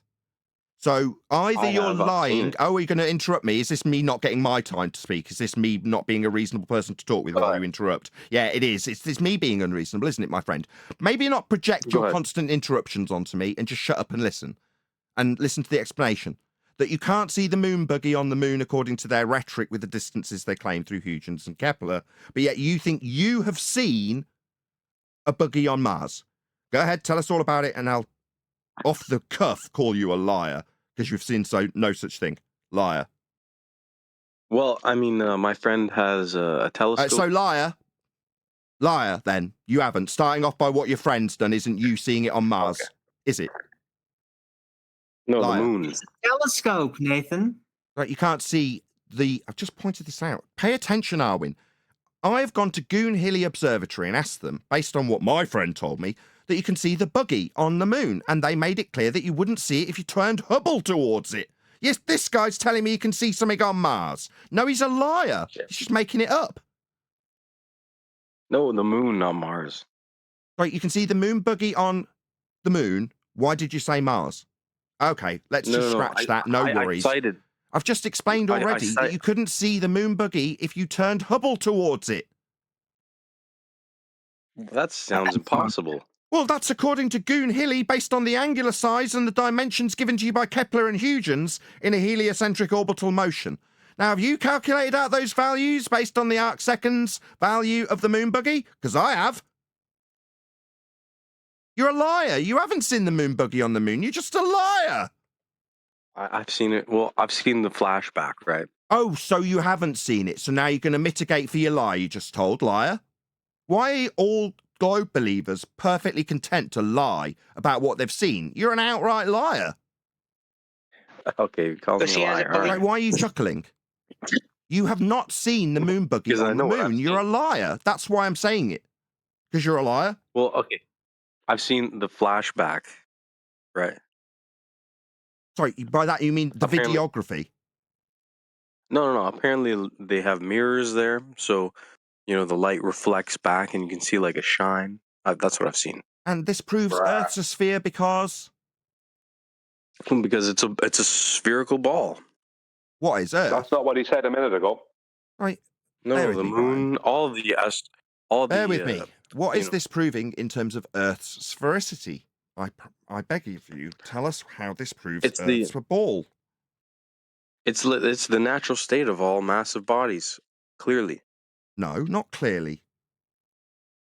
Well, I mean, even like a water drop is a circle, And a ball, mountain range is a circle, and the ground I'm No, it's standing is not. on a circle. No. It's not the natural state of No, everything. That's it's utterly part of a absurd. circle. No, it isn't. It's not. Okay. Well, Is that I your mean, proof? It's part So of. your proof is the natural state of everything as demonstrated by a water droplet is spherical, therefore Earth's spherical because a water drop's spherical. Is that your Or standard? stars, or planets, or stars, or planets. Lights in the sky. What about them? How do they prove Earth's spherical? Well, they're spheres as well, right? So why would we be different? Number one, they are not spherical by your observation. You do not have binocular vision to the stars. They are two-dimensional in nature. You cannot ascertain their three-dimensional sphericity, as you just claimed. You are wrong. Meanwhile, while he interrupts because he's triggered, because he's wrong. No, you don't have binocular vision. Just accept it. There is a further point to your nonsense that I'm going to address. When you say they're spheres, they're not. You don't have that view to them. You cannot make that claim. I won't try and ask you to confirm it because you're just going to walk straight past it or interrupt it like you just did. Is this some weird way that you communicate with people when they point out you're wrong? You just interrupt them? Try to refrain from your triggered, globe-believing nature by interrupting me incessantly, which you are still doing.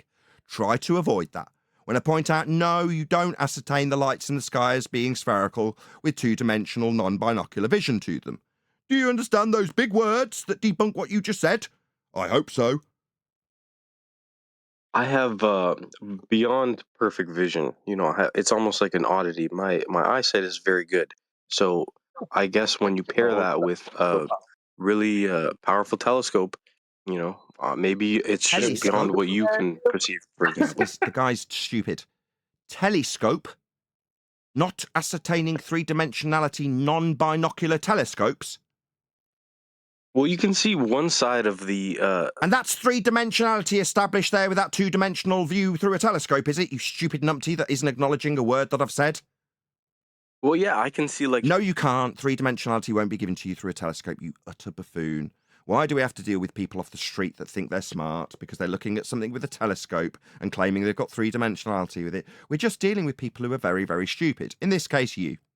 No, you don't. You're stupid.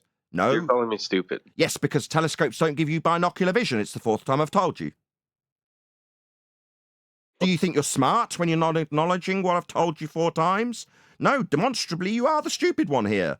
Otherwise, you'd acknowledge one of the points I made rather than asking why you're being called stupid when you clearly don't understand the implications of binocular vision to the stars, do you? You keep ranting on about what telescopes do and interrupting me. Yes, telescopes don't give you a three-dimensionality aspect that would give you the three-dimensionality sphere claim that you have made. That's 5 times. Making you stupid, yes, that's correct. Yeah. I am correct calling you stupid. You are. So your flat earth proof is that I haven't offered you any flat earth proof. Don't summarise something I haven't even been asked for. How dare you? Why are you summarising something you haven't even asked me for yet? I've asked you for globe proof and you've failed miserably. You've offered us how big it is, therefore I'm going to measure it flat. That's what you've actually offered us. Your Keplerian orbital motions that you're now appealing to are systematically being taken apart while you offer them. No. You're not going to straw man with some claim I haven't made about how Earth is proven flat. You may ask if you wish, and I'll damn well tell you, with some of your own claims that you made, like with NASA. Notice how NASA suddenly turned into a flat Earth proof. Notice you're not reiterating how NASA say it's flat and will be dealt with flat when you go ahead and straw man with me something I haven't claimed proves Earth's flat. No, NASA, your claim, your citation, your source say it's flat. I haven't given you anything yet. You may ask, though, if you wish, rather than straw manning me. Sir, science doesn't care about your opinions and your emotional feelings. Oh, really? Define science. Science is what can be proven through experimentation. So why are you telling me about what it feels? Science doesn't care? Well, because you're reacting emotionally. No, that's a reification fallacy where you ascribe, it's also anthropomorphization, when you ascribe human qualities to something that's a method. You're telling me how much science cares about something. It's not a human quality. Excuse me, Triggered Fundy, can you stop interrupting? I know basically everything you said is... Excuse me, Fundy. I heard you. Would you like me to ascertain that I did actually hear you when you were uninterrupted making your claims, so that we know your uninterrupted claims were heard, because I heard them? But what you're now doing is projecting, because you told me that it was a weird way to have a conversation when you incessantly interrupt me. That's what you're doing, becoming intolerable as a guest, actually. You know, you're a fundamentalist religious zealot with a globe belief who only has flat earth proof to offer, and straw men claims that I haven't given you, and non-acknowledgement of NASA's declarations of Earth being flat, non-moving, stationary. You're not acknowledging any of these things. You're just becoming intolerable with your constant interruptions, like most people who come here with a globe belief. Earth's measured flat, my friend. Yeah, that was a pause for breath. I know you're very keen for your turn to talk so that we can take the next garbage statement you make to pieces. I know. Earth is measured flat. There it is again. I'll try for the third time to say something so devastatingly upsetting to you that you need to interrupt it for a fourth time. There's the fifth interruption. I'll try and say it unimpeded, like you did a moment ago. I'll try. I probably won't get the chance because I've got a fundamentalist religious globe-believing zealot on the panel who feels the need to continually interrupt and then project that outrageous, unreasonable behaviour 20 minutes straight onto me while he interrupts as I point out that he's interrupting with beautiful and eloquent timing. Meanwhile, as he interrupts, trying to take us further and further away from the fact that Earth is measured flat, You've been speaking for 20 minutes without interruption. Will they? Earth's measured flat, functionally, as described by NASA, as being flat. Because it is. All of the maps and the models that Globe Earth were used to develop came from flat Earth elevation angle measurements to those stars that you want to appeal to with their non-three-dimensionality and non-binocular vision to them. They, those stars, those lights in the sky, the ones you lied about seeing moon buggies on, they are used for navigation on a flat Earth with all the flat maps, as they must be. Now, I appreciate that my audience can't hear this gentleman continually interrupting me while I demonstrate and lay down the flat Earth proof that he was going to strawman with me. I haven't claimed yet. But all of the functionality of Earth is flat. That's the reality of the situation here. We deal with Earth as a flat plane, and so do NASA. In fact, so does everybody. We build on it flat, we navigate it flat, and all of the navigational tools at our disposal have been developed from a flat Earth.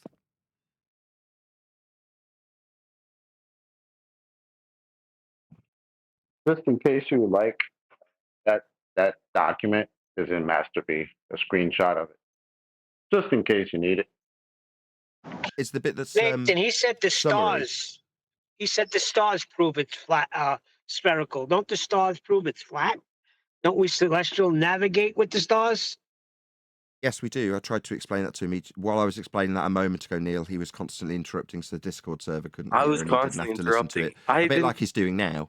I mean, I'll be accused of Nathan needing a mute button, but ultimately when Neil and I are having a conversation and the fundamentalist religious zealot known as June decides that he's going to interrupt that middle of a conversation between two different people that aren't him, it's obviously unreasonable that I shut down that line and stop him being able to do that. Totally unreasonable as a producer of a show that needs to be heard. Right, June? You didn't stop talking.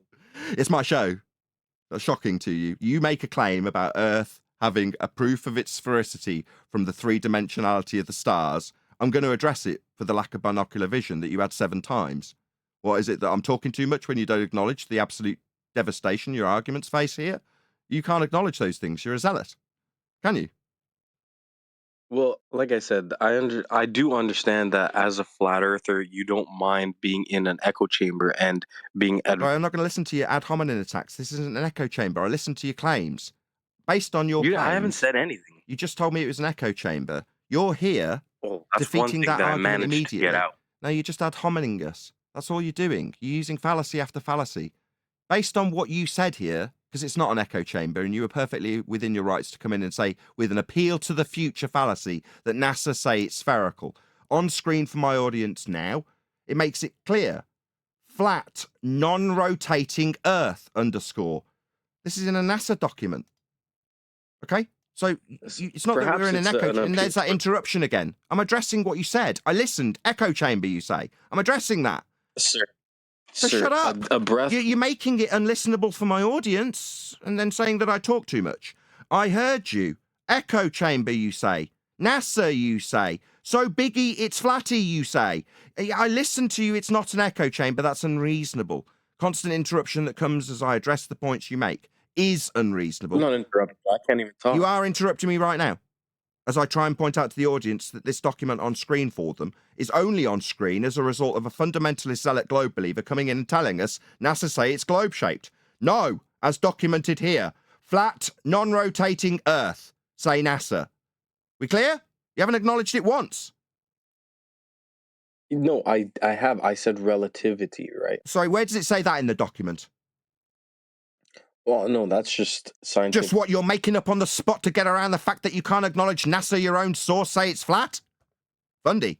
No. Yes, that's exactly what you're doing. Acknowledge that NASA, your own source, who you brought up, say, yeah, it's flat. Not with respect to anything else or relative to anything else. They say it's going to be dealt with flat. That's what they say. You're just making stuff up, my friend. It's very unreasonable.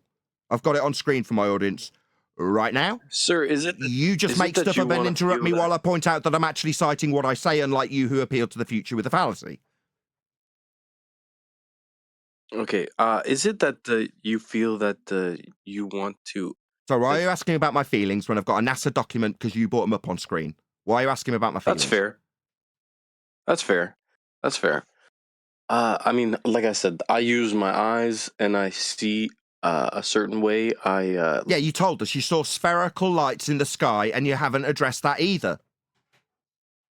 Well, okay, I tried to... Yeah, stuttering now. Stop stuttering, shut up and acknowledge that you haven't got binocular vision to the stars, because you haven't. I've said that 7 times too, and you haven't acknowledged that either once. And you're now talking about my feelings and stuttering.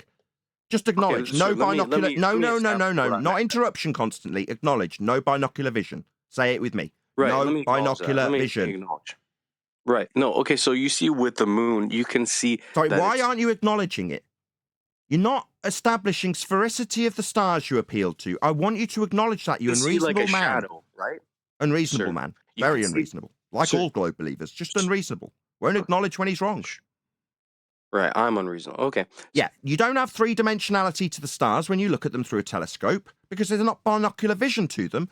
Yeah, it's unreasonable to not acknowledge that. And move on to the moon. Okay, well, you're talking about the stars. I use the moon No, you claimed they prove sphericity. I'm not talking about them. You are claiming they prove sphericity. You just need to project your own claims back onto me, like all scumbags. Not very reasonable. I'm not claiming it. You are. You said the stars prove sphericity. When I asked you how, you told me that they look, by your own bloody eyes, spherical. And now you're interrupting me again while I reiterate the point for the 8th time, because you're unreasonable. You're going to tell me about my feelings again. I said ask the about moon, that. not the stars. It's just constant Moon. interruption now. I'm trying to get you to acknowledge the non-binocular vision that you have through a telescope. You yet to do that in 9 attempts. Unreasonable. Sir, I said the moon, not the stars. You're putting words in my mouth, and that's... No, you said stars when I asked you to appeal to your proof of a spherical Earth. You specifically cited the stars. And now you need to lie about what you've said, even though it's going out live to an audience and we all know what you said. Liar. Sir, I said moon, then stars. You can Oh, so stars then. So you are unequivocally a liar then. We know that. You're a globe believer. No, you're picking in... So you saw the moon buggy on the moon with your own eyes then? You saw that with your own eyes, Right, did you? moon, exactly. You saw the saw moon that? buggy with your own eyes. You're not a liar. You definitely saw the moon buggy. Is that stony silence because I'm proving you a liar? You are a liar. I can prove it. I just did. That's why you went very quiet. You saw the moon buggy with your own eyes, right? Liar. I've proven you are a liar. June. You're a liar because you're forced into being one by your own belief in a sphere. You've found yourself lying whether you wanted to or not. You lied about seeing the moon buggy. You are a liar, June. You don't have to like that, but I've proven it here as a flat earther. Okay, sir, I've also, let me whilst pose this suffering to you. constant interruptions from a fundy liar, I've also proven Earth's measured flat with his own examples. One of them's on screen now. You brought up NASA with an appeal to the future fallacy. So, scumbag liar, I will label you what you are, a liar and a religious believer in a globe. I also point out that I, with constant interruption, attempted to prove our Earth is measured flat. It's just been met with constant interruption from an unreasonable man. You. You okay there? Sir, a conversation... Good. A conversation takes two. It's I'm not not going in to it. discuss the format of the conversation when I've got a NASA proof of flat Earth on screen. Not going to discuss our When I'm trying feelings to about how respond we're to you, being it's dealt not. with. Earth is proven to be measured flat by your own reference and citation in NASA. That's what we want to discuss. Okay. So when you look at the moon, you can see that it's a 3D object because there's a slight shadow on the bottom left side every time. And that proves Earth's sphere, does it? Well, Shadow. everything follows. Everything follows Everything follows. So we heard this about the raindrop and everything being spherical. I referenced mountain ranges, Right. and you didn't acknowledge those mountain ranges not be the same as the Mountains water. are part of the Yeah. part of the Earth. Yeah. Not everything is spherical. So to say the moon's spherical, therefore Earth's spherical, isn't a comparison that I'm going to accept because it isn't true. Well, technically, aren't you spherical? Right, like the No, Vitruvian. I'm man-shaped. Yeah, you are moron-shaped. But the Yeah, you're moron-shaped and a liar and a scumbag and a fundy religious zealot. That's what you are. So Leonardo da Vinci was a liar too, or he was just wrong. I So guess. what did Leonardo da Vinci do to prove the Earth's sphere? Feel free to fill us in. Well, I said, like I said, everything follows the spherical model, and the human body is spherical, right? No. At a base level, absolutely not. My body is not spherical. Really? Well, you might not Really? The understand human it, but It's not that I don't understand, it's that I've got a set of eyeballs and I am definitely not spherical. Okay, are we all going to agree or maybe continue the debate about whether or not I am spherical? I'm not. Definitely not. Sir, are you aware of the Vitruvian? Am I aware that I'm not spherical? Because you've just claimed I am, and I'm not. I'd like to acknowledge that I'm not spherical. I mean, maybe at one time I was quite obese, and therefore I could describe myself as spherical, maybe. But I'd have arms and legs, presumably, if I'm a normal functioning human, and therefore categorically also not spherical. But you've claimed that I am. I'm not. Can we get to that acknowledgement Your first? proportionality, sir. No, proportionally I'm not spherical. This is nonsense. Meanwhile, while we get this absolutely god-awful attempt at a globe proof because men are spherical, Earth is measured flat, it's navigated flat. All of the maps and models that are used to assert that Earth has sphericity to it have come from elevation angle measurements to the lights in the sky and their two-dimensionality, non-binocular, to give us a flat plane of reference. Also, the horizon is utilised to establish Earth as a horizontal plane of reference. Earth is flat, that's how it functions. But we're going to discuss how we should debate about whether or not men are spherical. This is idiotic. Earth's flat. Well, sir, I'm a neurological surgeon, and I have an operation that I have to head to. But we can definitely take up this conversation another time. That would be a pleasure. I have Perhaps to go, but I will be back.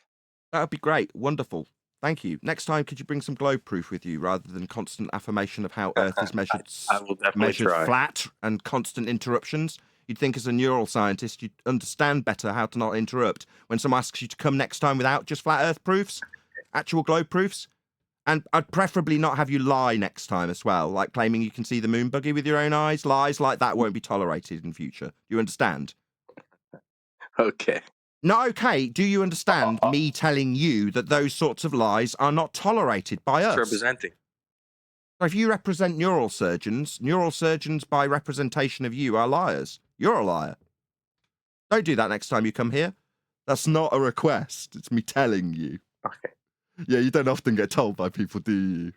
This is me, a flat earther, the one who proved Earth was flat here today with the examples that you gave. I'm telling you, don't lie in future. Globe believer. Sir, Santa Claus is not real. Yeah, I'm aware of that. Can you not say that too loudly? There might be kids that can earwig this conversation. I mean, they're also subject to your lies about seeing moon buggies and stuff too. Maybe your own kids get subject to those lies. I prefer my audience and my own kids don't get subject to your lies about seeing moon buggies and stuff. Well, sir, we could go on. I suppose. Sir, can you not lie about moon buggies in future? That's all I'm asking. It's a straight yes or no question.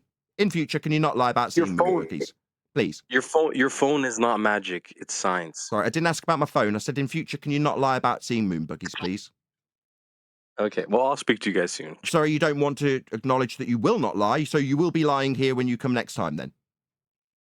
Well, I will be, I'll try to be more prepared. Try to not lie about seeing moon buggies with your own eyes. Can you try not to lie? If I cite, real science. Well, cite as in see the moon buggy with your eyes and your sight and your vision that you lied about. Well, I would say that that's pretty good because, yeah, those I'd are. say that was an outright lie that I called you out on, and upon trying to leave, you're still not leaving and acknowledging that you lied. I know that people don't like being pointed out to be a liar. You'd rather interrupt constantly. I'll speak. You'd rather interrupt constantly cheers, than guys. acknowledge your lies. I understand. Cheers. It's a pleasure. Other than the bit where you lied to me, June, I'd prefer that didn't happen next time. Is that possible?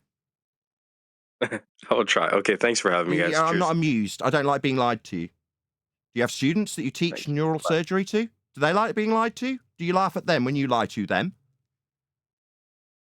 Well, you can say what you want. These are. I can say you're a liar because you are. I proved it when you said you saw the moon buggy on the moon, making you a liar, June. June Armour, you are a liar. You lied about seeing the moon buggy with your own eyes, with your own vision. Well, I mean. Anyway, I have to go. I will speak to you guys. Is that how neurosurgeons behave when confronted with a lie? Anyway. Oh, anyway, I just performed the surgery wrong, right? Gone. No? So you'll lie about moon buggies, but you won't lie about neural surgery. So could I ask that rather than treating us like second-rate citizens you can just lie to, that you treat us like your students in neural surgery and not lie to us? Can you do that? He ran away. Rather than acknowledge that he wouldn't lie to us next time he came? I see. Great neural surgeon. I'm going in. Yeah. Go ahead, Wandek. Hey, Nathan Oakley, how are you? I'm very well, New Moon. Can you hear me? I can. Yeah. So I was having a question like there's a like Glober and he was having some kind of claim. So I came here to like get your opinion about it. Like he's having a claim with his little silly diagram, and he's trying to like I have put that claim in the chat, in the main text chat, just a minute ago from my, and it's a 2 minute. So if you can pull that video, so like we can discuss it, like what kind of silly claims they are having nowadays. Okay. Quick shout out to Elvis Kavovic. Yeah. Smashing the chat. Hold on 1 second. Yeah. Elvis Kavovic says, June, what are you doing here in December? Thank you for the super chat. Don't really fully understand. Nathan, can you hear us on the G Plus panel? Yes. I was going to point out the brain surgery thing. Does he really think that coming in here and making such an absurd claim in any way helped his credibility? Like, yes, or he wouldn't have done it. That's insane. I mean, it's obviously not true. I mean, obviously, after declaring that humans are spherical. That's what my wife just said. My wife just popped the red in the door and said, did our neurosurgeon just say that men are spherical? No, I believe like Nicktoon is spherical. I mean, I am looking a bit spherical nowadays, to tell you the truth. Is that some sort of fat shaming or something? Like, I don't understand, bro. Like, what's really good is that he brought up. Sorry, Chocolate. No, you good. Go ahead, man. Sorry, man. What's really good is he brought up science continually and appealed to science, and not once did Nathan pull him on it. Just left him off and left him off and left him off, because you just know that when he throws himself out with everything else, he's going to try and fall back on that sometime later in the conversation, or the next day he comes in, and we'll absolutely annihilate him with his science. You know what I mean? I wanted to ask him a question about neurosurgery there. Ask him something and see if he could describe something. Brian could smell the red herring, and you liked it, didn't you? Yeah. Yeah, but he did bring a bit of a problem, though, because he said that science, when Nathan asked him to define it, he said science is something you can prove based on experiment. Well, his side has told us for a few years now, science doesn't prove things. So is he not up to date? Or what? Well, that was after telling me that science didn't care about my feelings. What's science? Well, it's a method of establishing cause and effect through experimentation that doesn't care about your feelings. I'm sorry, I don't get it. Why didn't all of you just immediately jump on and say like, the globe Earth is not claimed to be bigger? That's like, that was to me an immediate sign, like, this is an anti-flat earther. He doesn't know the globe claim. You can't just say it's bigger, and that's why you don't see the curve. Yeah, you can. That's what that Josh guy said to me on Earth Horizons or whatever it was called, the podcast I went on with Patrick. Remember? He's an idiot. Earth so biggie. That's why I got biggie. That's why I was saying Earth so biggie. Yeah, but that's not Yeah, a globe claim, though. That's a nonsense made-up claim by anti-flat earthers that can't handle the black swan. Yeah, it's an anti-flat Earth mitigation. Oh, well, it's so big it's measured flat. Well, no, what going into 2024 are when we're going to say, so measured flat then? Yeah. Yeah, but in the next breath, he's saying he can see the curve because the boat's going over it. That was the first After breath that bit. point, he's not arguing for the globe anymore. If he says it's too big, it's like, oh, so you claim something else then? Anybody fancy? Because that's not the globe claim. Because we've run over on the live stream. Anybody fancy knocking me up a thumbnail? I'm so behind. I've got to round out this live stream at some point though. Any final comments on that? Rather, let's just say a thanks to, was it June? Really appreciate you coming in on the last show before Christmas. What a treat. Thank you. I'm really pleased. I'm not gonna lie. Well, I'm going to be looking out for this. That's for the shadow that's always on the shadow that's always on the bottom left of the moon. Well, I want to add something. I have more than perfect vision, and all waterfalls are spherical. As are all mountain ranges, of course. Better than perfect vision. Everything's spherical, guys. Chairs. There's nothing better than perfect vision. Let's just remember the Earth can't be bigger. Earth can't be bigger. The stars aren't going to fit. The system's not going to fit if the Earth is bigger, remember? He didn't realize that. So he literally didn't know what he was talking about. No, I mean, all these globe proofs were just asking Nathan how to explain this and how to explain that. Relativity. Yes, it's all down to the relativity of it. That's right. The globe proof is just down to that single word. Shout out to Duncan McLeod. He says, thumbnail should be a spherical man. Hey, don't be knocking relativity. Do not be knocking relativity because he proved it. E equals MC squared. Einstein did marry his cousin twice. Oh, that is. You mean the equivalence principle? Yeah. Is it a bird? Is it a plane? Is it a satellite? No, it's spherical, man. Burr. Hey, Kiwi, is there going to be a Bulbuses tomorrow? Yes. Yes. All right. Thanks for getting that ether spill to me, Nathan. Appreciate that. Yeah, I also turned it into a video. Thanks. That's all right. You're welcome. You're welcome. I was being facetious. I know you were. You wanted it on your show. Yeah, I did. I wanted to spill. Yeah, thanks. I knew that. You wouldn't even comment on it. I'm saying, Nathan, where's it at? Nope. I kept commenting. I was like, I'll type it up. I will. And then today, as exactly as I said in your chat, I did type it up. It took bloody ages. And then by the time I typed it up and it took bloody ages, I was like, I'm going to turn this into a video. So I did. I don't think you remembered. Remember the actual facts of the situation. See, when you started doing that yesterday, I said, I'm going to need that on, for the treatment. Can you type it up? Yes. That's the last thing I heard. Oh, sorry. I didn't realize you specifically wanted it. I kind of realized you wanted it once you were doing it, but I wasn't going to, what was it? I was watching your show at 1:30 in the morning. You're like, where is it? I'm like, you think I'm going to start typing it up at 1:30 in the morning? You've got to be joking. No. Please don't do shows at midnight, QE. Yeah, terrible time. I didn't want you to start typing it up at 1:30. You should have typed it up previously, right after the show yesterday. Well, yeah, I'll yes, because time is just like my friend. Well, don't say yeah. I'll type it up. I did. Yeah, you typed it up. It was too late. Too late for you. Yeah. Well, I'm sorry. Not everything can come in less than 12 hours, which is essentially what you wanted. Well, then don't say yes. Yeah, if I'm not going to produce it in under 12 hours, I should never say yes. Use it.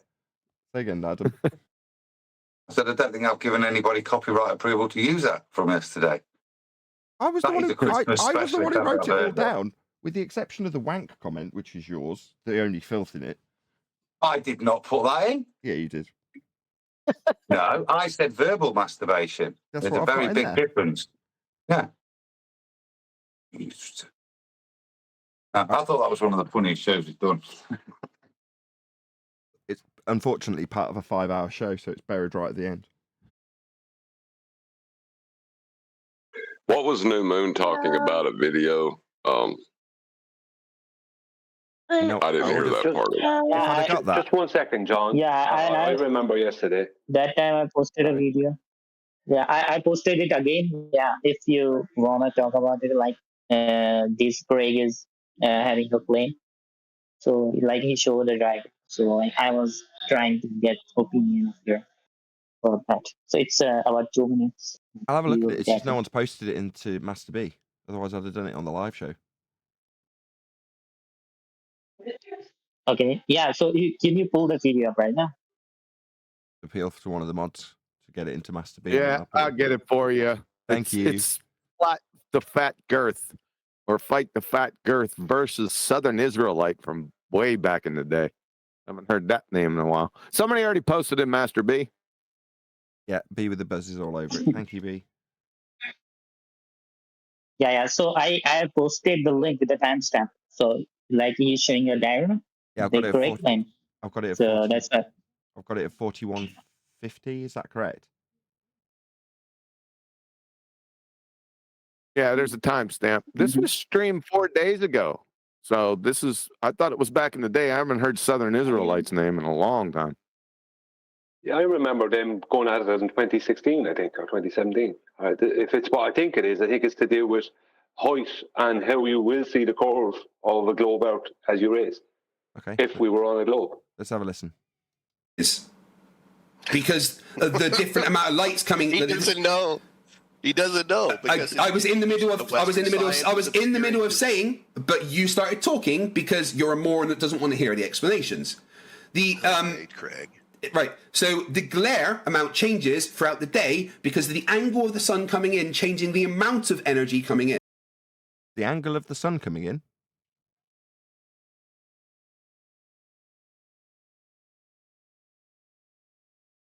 But what we get is glare, no matter what. If you do not remove that glare, you are not able to see the actual size of the sun. Now, if you do remove that glare, then you can see the size of the sun. And when you... Okay.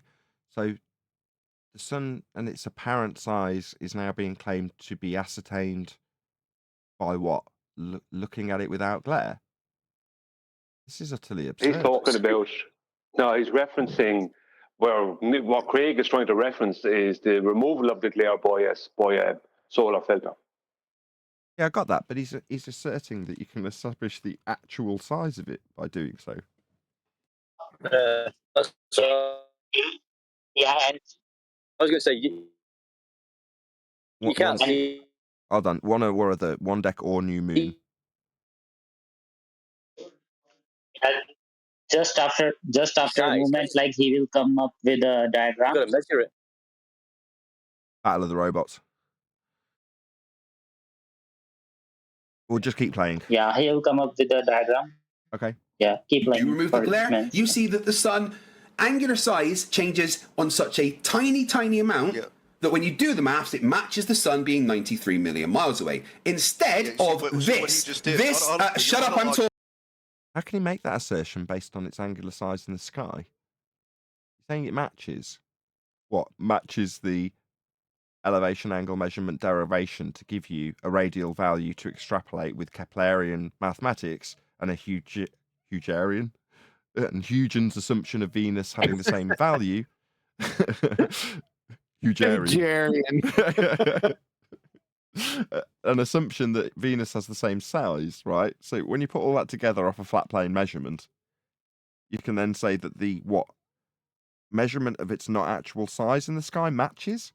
This is so far removed from anything practically applicable without a flat it's plane. retarded.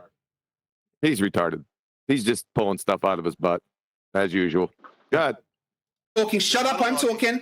I am talking. Yeah, I will let you know when I'm done. I think we need more distortion, maybe more gain on your mic, Craig. And then you can respond, okay? Be a good boy. Right, so what I've got here is the 3D model I made. Simple, right? I have placed the sun about 3,000 miles above the surface of the Earth on a generic flat map, okay? Yeah. And I have placed the original camera in North America, watching the sun move its way over to Russia and back. Sorry, if this is with respect to a flat plane, and you're postulating this on behalf of your opponent, isn't that the textbook definition of a straw man? Yes. Exactly what he's doing. The camera on the top right is looking at the sun throughout the day, and I want you to watch what happens to it. As it moves away, the angular size reduces by 3, 4, 5 times. And then... So, what you're saying is the angular size of the sun on your model with a fixed height for the sun changes in angular size by way of your strawman demonstration. But alas, with a solar filter, the sun does not change its angular size. Therefore, it's not a flat Earth. Is that his point? Who knows? He's a retard. It's also a false dumb, but garbage. What happens when it comes back is that the... Go on, I think he's trying to say what? No, he's there's using an a false angular equivalence size change fallacy. as the sun goes away, and he's comparing the two and then making a ratio that gives him an actual size, which is stupid. Yep, that too. That's the way I see this. Isn't that what he said, though? Isn't he comparing the two sizes? Yeah, it's And got a I know straw there's man a flat filter Earth size involved for the too, sun but- that would shrink. Yeah, that's what he's comparing is the shrink, and then, well, it's stupid because he's basing it on the globe for starters. That's just, and anyway, it's just a comparison, and then trying to draw a ratio that gives him an actual size or distance, and he's claimed size, which all of it's stupid. This would work even better if the flat earther had Who described cares the... how far away it is anyway? Okay. What the hell? Was there anything else in this new moon, or was that enough? Wait, I'm confused. Is it cool now that the sun apparently changes its angular size? Because I remember we were asked continuously, why doesn't the sun change its angular size when it's moving across the sky and it's not actual? No. He's made a little model and says on your flat Earth the sun would change in angular size. Just a little crappy straw man he's made up. Well, it'd be like I was just about to say. Yeah, that was the whole point.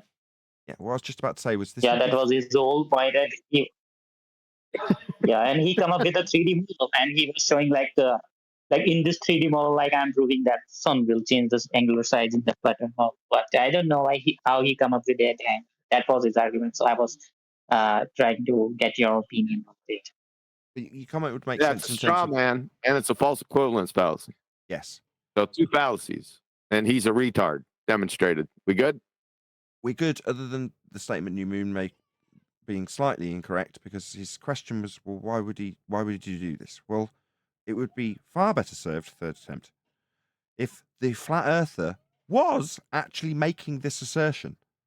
In other words, every time they attempt to tell us that we must ascribe a height when we use angular relationships from elevation angle measurements taken from a flat plane to ascribe a height to a celestial object, mostly the sun, in this case the sun. Well, they're attempting to position the flat earther so that we do ascribe a height to it, so that this stops being a straw man, because that's all it is at this point.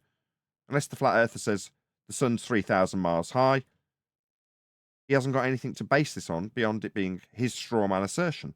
Now, the reality, moving into 2024, is most of the flat earthers do make this kind of assertion, starting off the process of the false dichotomy argument quite nicely for someone like Craig. Because it's not that we can just call Fowler's a straw man, which it is.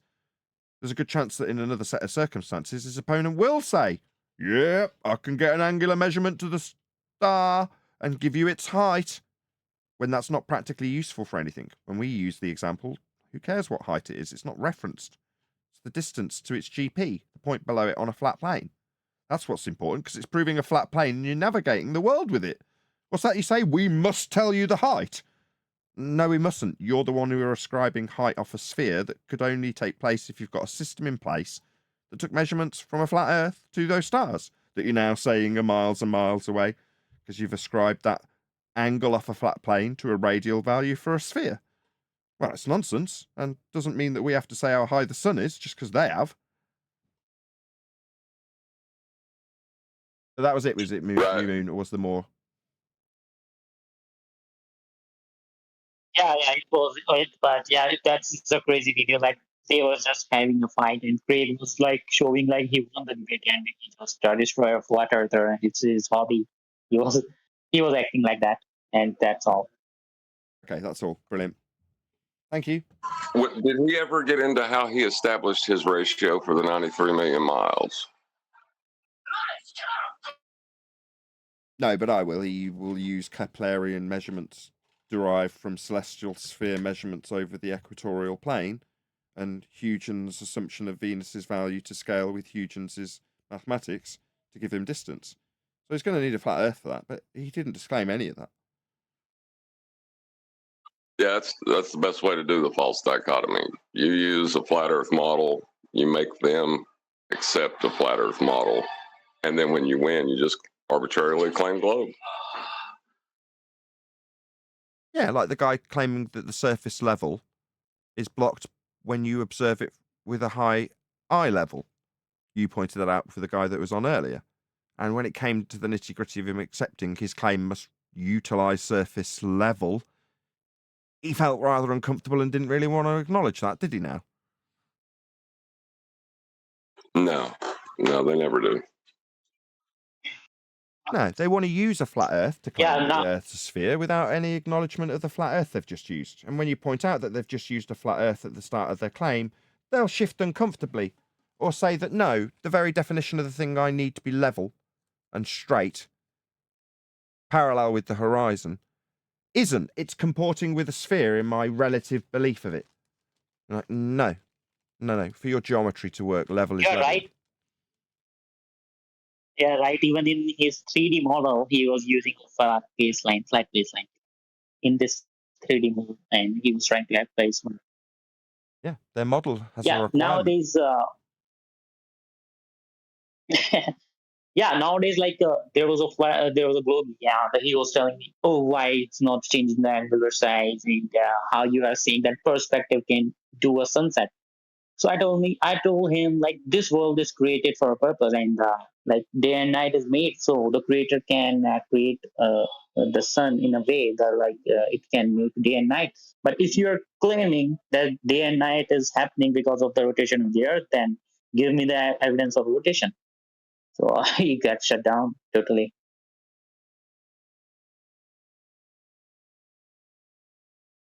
Cool. Well, yeah, I hope we covered the flat Earth or fight the flat Earth woman beater video to your satisfaction.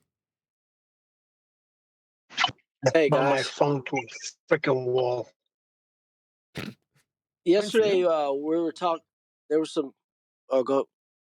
No, you Yesterday there was some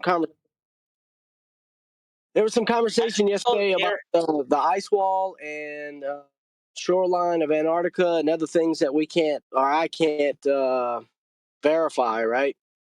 And gas pressure, the necessary antecedent is a container, and I'm thinking that for water, right, for liquids, don't they require a container as well? Yeah. That was Brian's argument. For sea level, wouldn't? Yeah. Of course just it go was. to any shore. Just go to any shore. Tell them to imagine a shore. I think that's all it's needed. Yeah. Right. The shore would be the container of the liquid, as far as I can imagine. I mean, you would think that you would need a container for the seas as well. That's correct. Yep.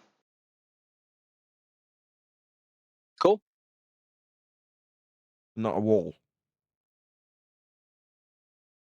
No, no. Definitely don't need to be a wall. And we don't need to claim things we can't see. Pointing out, I think the best thing with lights in the sky, I was thinking this to myself, I just figure I'll say it, it's to try to get them to describe how in the world they're getting an actual size to it. Because it's got to fall on its face. And then let them make the statements maybe, or maybe record it and play it back to them and point out where they're wrong. I don't know what to do because, I mean, when you stop them too soon, they could have made a whole blunder of mess, Nathan. It's just a thought. It's not my show, but just a thought. Well, then we You did. can't give you the We side. You literally can't give you the did. side of the globe, mate. The supposed globe. Oh, you did, but then Nathan, you cut them off sometimes when like. Well, I'll let you do what you do. You're really good at it. I'm not saying I could do better. I'm just sometimes I think maybe having a playback for them right away and to let them finish the thing so you can really make a mess of it. But the actual size of the lights in the sky and the actual distance is just you need to measure a thing. If you guys can point out like, can I make like a rim for a car tire without ever having any measurements to it? And I've never seen a rim before, right? And then point out that you can have a picture of it, but it has no frame of reference. So what diameter does this?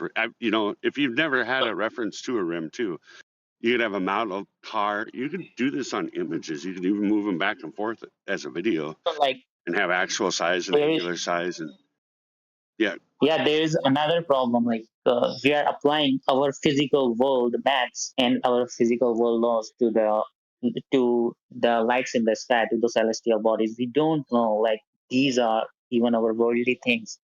These act it's in the so. same way Hey our guy, earth behaves, right? Yeah. Yeah, our earthly Yeah. The things, trick. like if it is going far away, then it will go smaller. But I don't know like what sun is. Even if it is going far, then it's still. what? How did I spurn this? All I want to point out is that if I were to ever tell a boss as a machinist that I'm going to measure the part by looking at the moon, I'd be fired for sure. And it's really that stupid when they make claims about actual size and stuff. To try to let them finish, maybe though. That's the trick, mate. That's the trick, mate. Just to point out how the Earth's measured flat and level and horizontal, and then they'll But just they don't ask you have. how the things in the Well, sky are measured. you need to That's what measure happens. a thing. Well, it's used as a reference, and in order to be a flat reference, it has to be a flat plane. And in order to make an angle measurement, especially an elevation angle measurement, it needs to reference flat. At actually, like it needs to reference as a rectangle as well. You need to be able to flip that triangle on its hypotenuse to make either a square or rectangle. Right. It's a So three-dimensional. it tells you where it's like a parallelogram. Actually, it has to be. Yeah. Or just But fortunately, parallel, not parallelogram. within just that parallel. grid, because you're describing basically what you'd do if you were measuring an angle to a star and calculating your position to its GP, right? The distance. But that requires you to have right angles at all 4 points. So you can minus it from 90 and times it by 60, right? Give it, was it the co-angle? I think that's the right term. Yeah.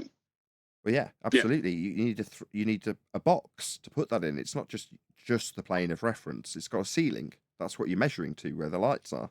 But that overall just creates a big box. So Earth Well, is it a has box. to geometrically. I mean, you need to be able to. Well, no. Hold on, Neil. It just as the stars approach the horizon, it's purely based on distance, not on their actual location. Their actual location has to be parallel with all the other stars, or we wouldn't be able to use it mathematically, right, Neil? What you're saying, Neil, is Just like if you imagine, clouds that have just that flat Lumpy, bottom and they I just want keep to have. explain Yeah, because go ahead. he Sorry. referred it back to Earth. Sorry, Lumpy. Neil, if you're talking about a star that's like 10 degrees above the horizon, but it's miles away from you in terms of where its GP is going to be, well, the line that you draw back to you is just a box. Now, in that instance, because it's only 10 degrees off the horizon, the line to the top of the box meets your zenith and is where the star is. But that's the box he's describing. Well, that's a great big box in that instance. And in order to reference it to everything else around it, that too will be in a box.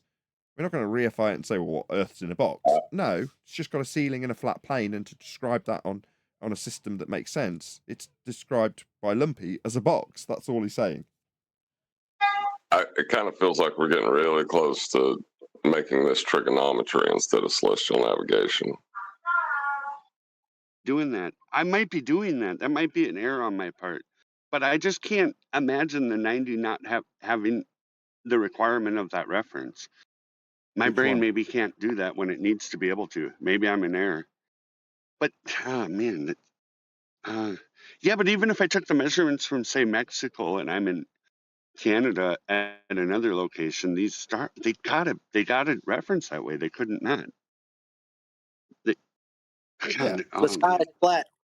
Yeah, but I think Oh, I mean, John's objection is that if I take the same star example, I've got a really long, narrow box running to that star at its GP if I draw it out in an orthographic view, just to make this example, right? Well, if I do the same measurement at a different time, but it's only 10 degrees off my zenith, yeah, then suddenly you've got a really tall, skinny box. You see what I'm saying? So you can't, in a way, infer that that has any representation in terms of how the sky versus the ground situation is. It's just your visual depiction of where the star is on a protractor when you look at it to measure its GP to derive, your position from. So that's not describing how high the sky is, how high the light is. In fact, if you took it to be that, as it moves throughout the night, it's getting closer and closer to the horizon. Does that mean the sky's coming down? No, it doesn't. That's, I think, John's point. Was that your point, John? Well, my main point is that I'm not being allowed to talk, and I will take this opportunity to point out that I'm not being allowed to talk by talking about how I'm not allowed to talk. I suggest you tell me about how my feelings and how this discussion has progressed. That might be a good answer. But yeah, you're right. I think because trigonometry is not. Yeah, when we're talking about celestial navigation, it's not trig. We're not dealing with the triangles in the same way. We're establishing a horizontal baseline and measuring an angle with respect to that. That's something else used for celestial navigation in this respect. It might not necessarily be a star. It might be a lighthouse, if you know where it is. You don't have to know what time it is. But my point is that that's not trig, and that's your point. And you have to deal with the stars' feelings because they're sentient, of course. I see Adam a warrior for this in the chat, in comments too. No, that's not trig, or that's not more commonly right. No, it's not triangulation. That's what I see Adam commenting. They're like, yeah, but it's just easier. And you're like, Adam will be there. No, it's a celestial navigation methodology with elevation angles. It's very hyper specific. A bit redundant, very hyper specific. But it is. It is specific. It's celestial navigation, that process that establishes Earth as flat, that's measuring Earth as flat.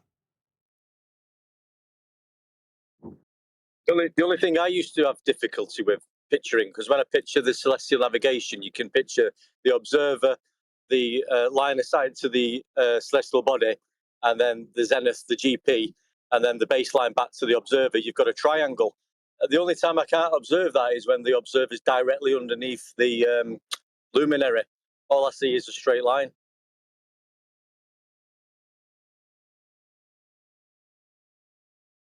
Julio, anything else we're going to discuss in this? Otherwise, I'm going to round out.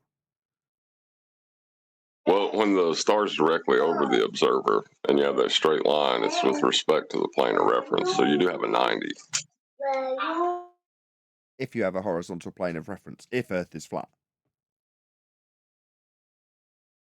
Well, it must be, because they claim that it's 90 degrees as well. That's how it's done. It's not that it must be flat. It is. That's how it's done. Right. The measuring system mechanics themselves were devised having a flat plane in mind. Right? It's like the language that is being used to describe these things is made on top of the fact that it is flat. Indeed. And that's going to be my point to round out this after show. So thank you, Arwin.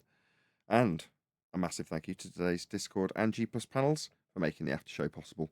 And of course, a massive thank you to all of you in either Nathan Oakley 1980 or Nathan Oakley Premiering streams. Hopefully smashing the super chat liking, commenting, sharing, subscribing, joining as a Nathan Oakley 1980 channel member, and all that good stuff. I've been Nathan Oakley, and I will see you all in the next video.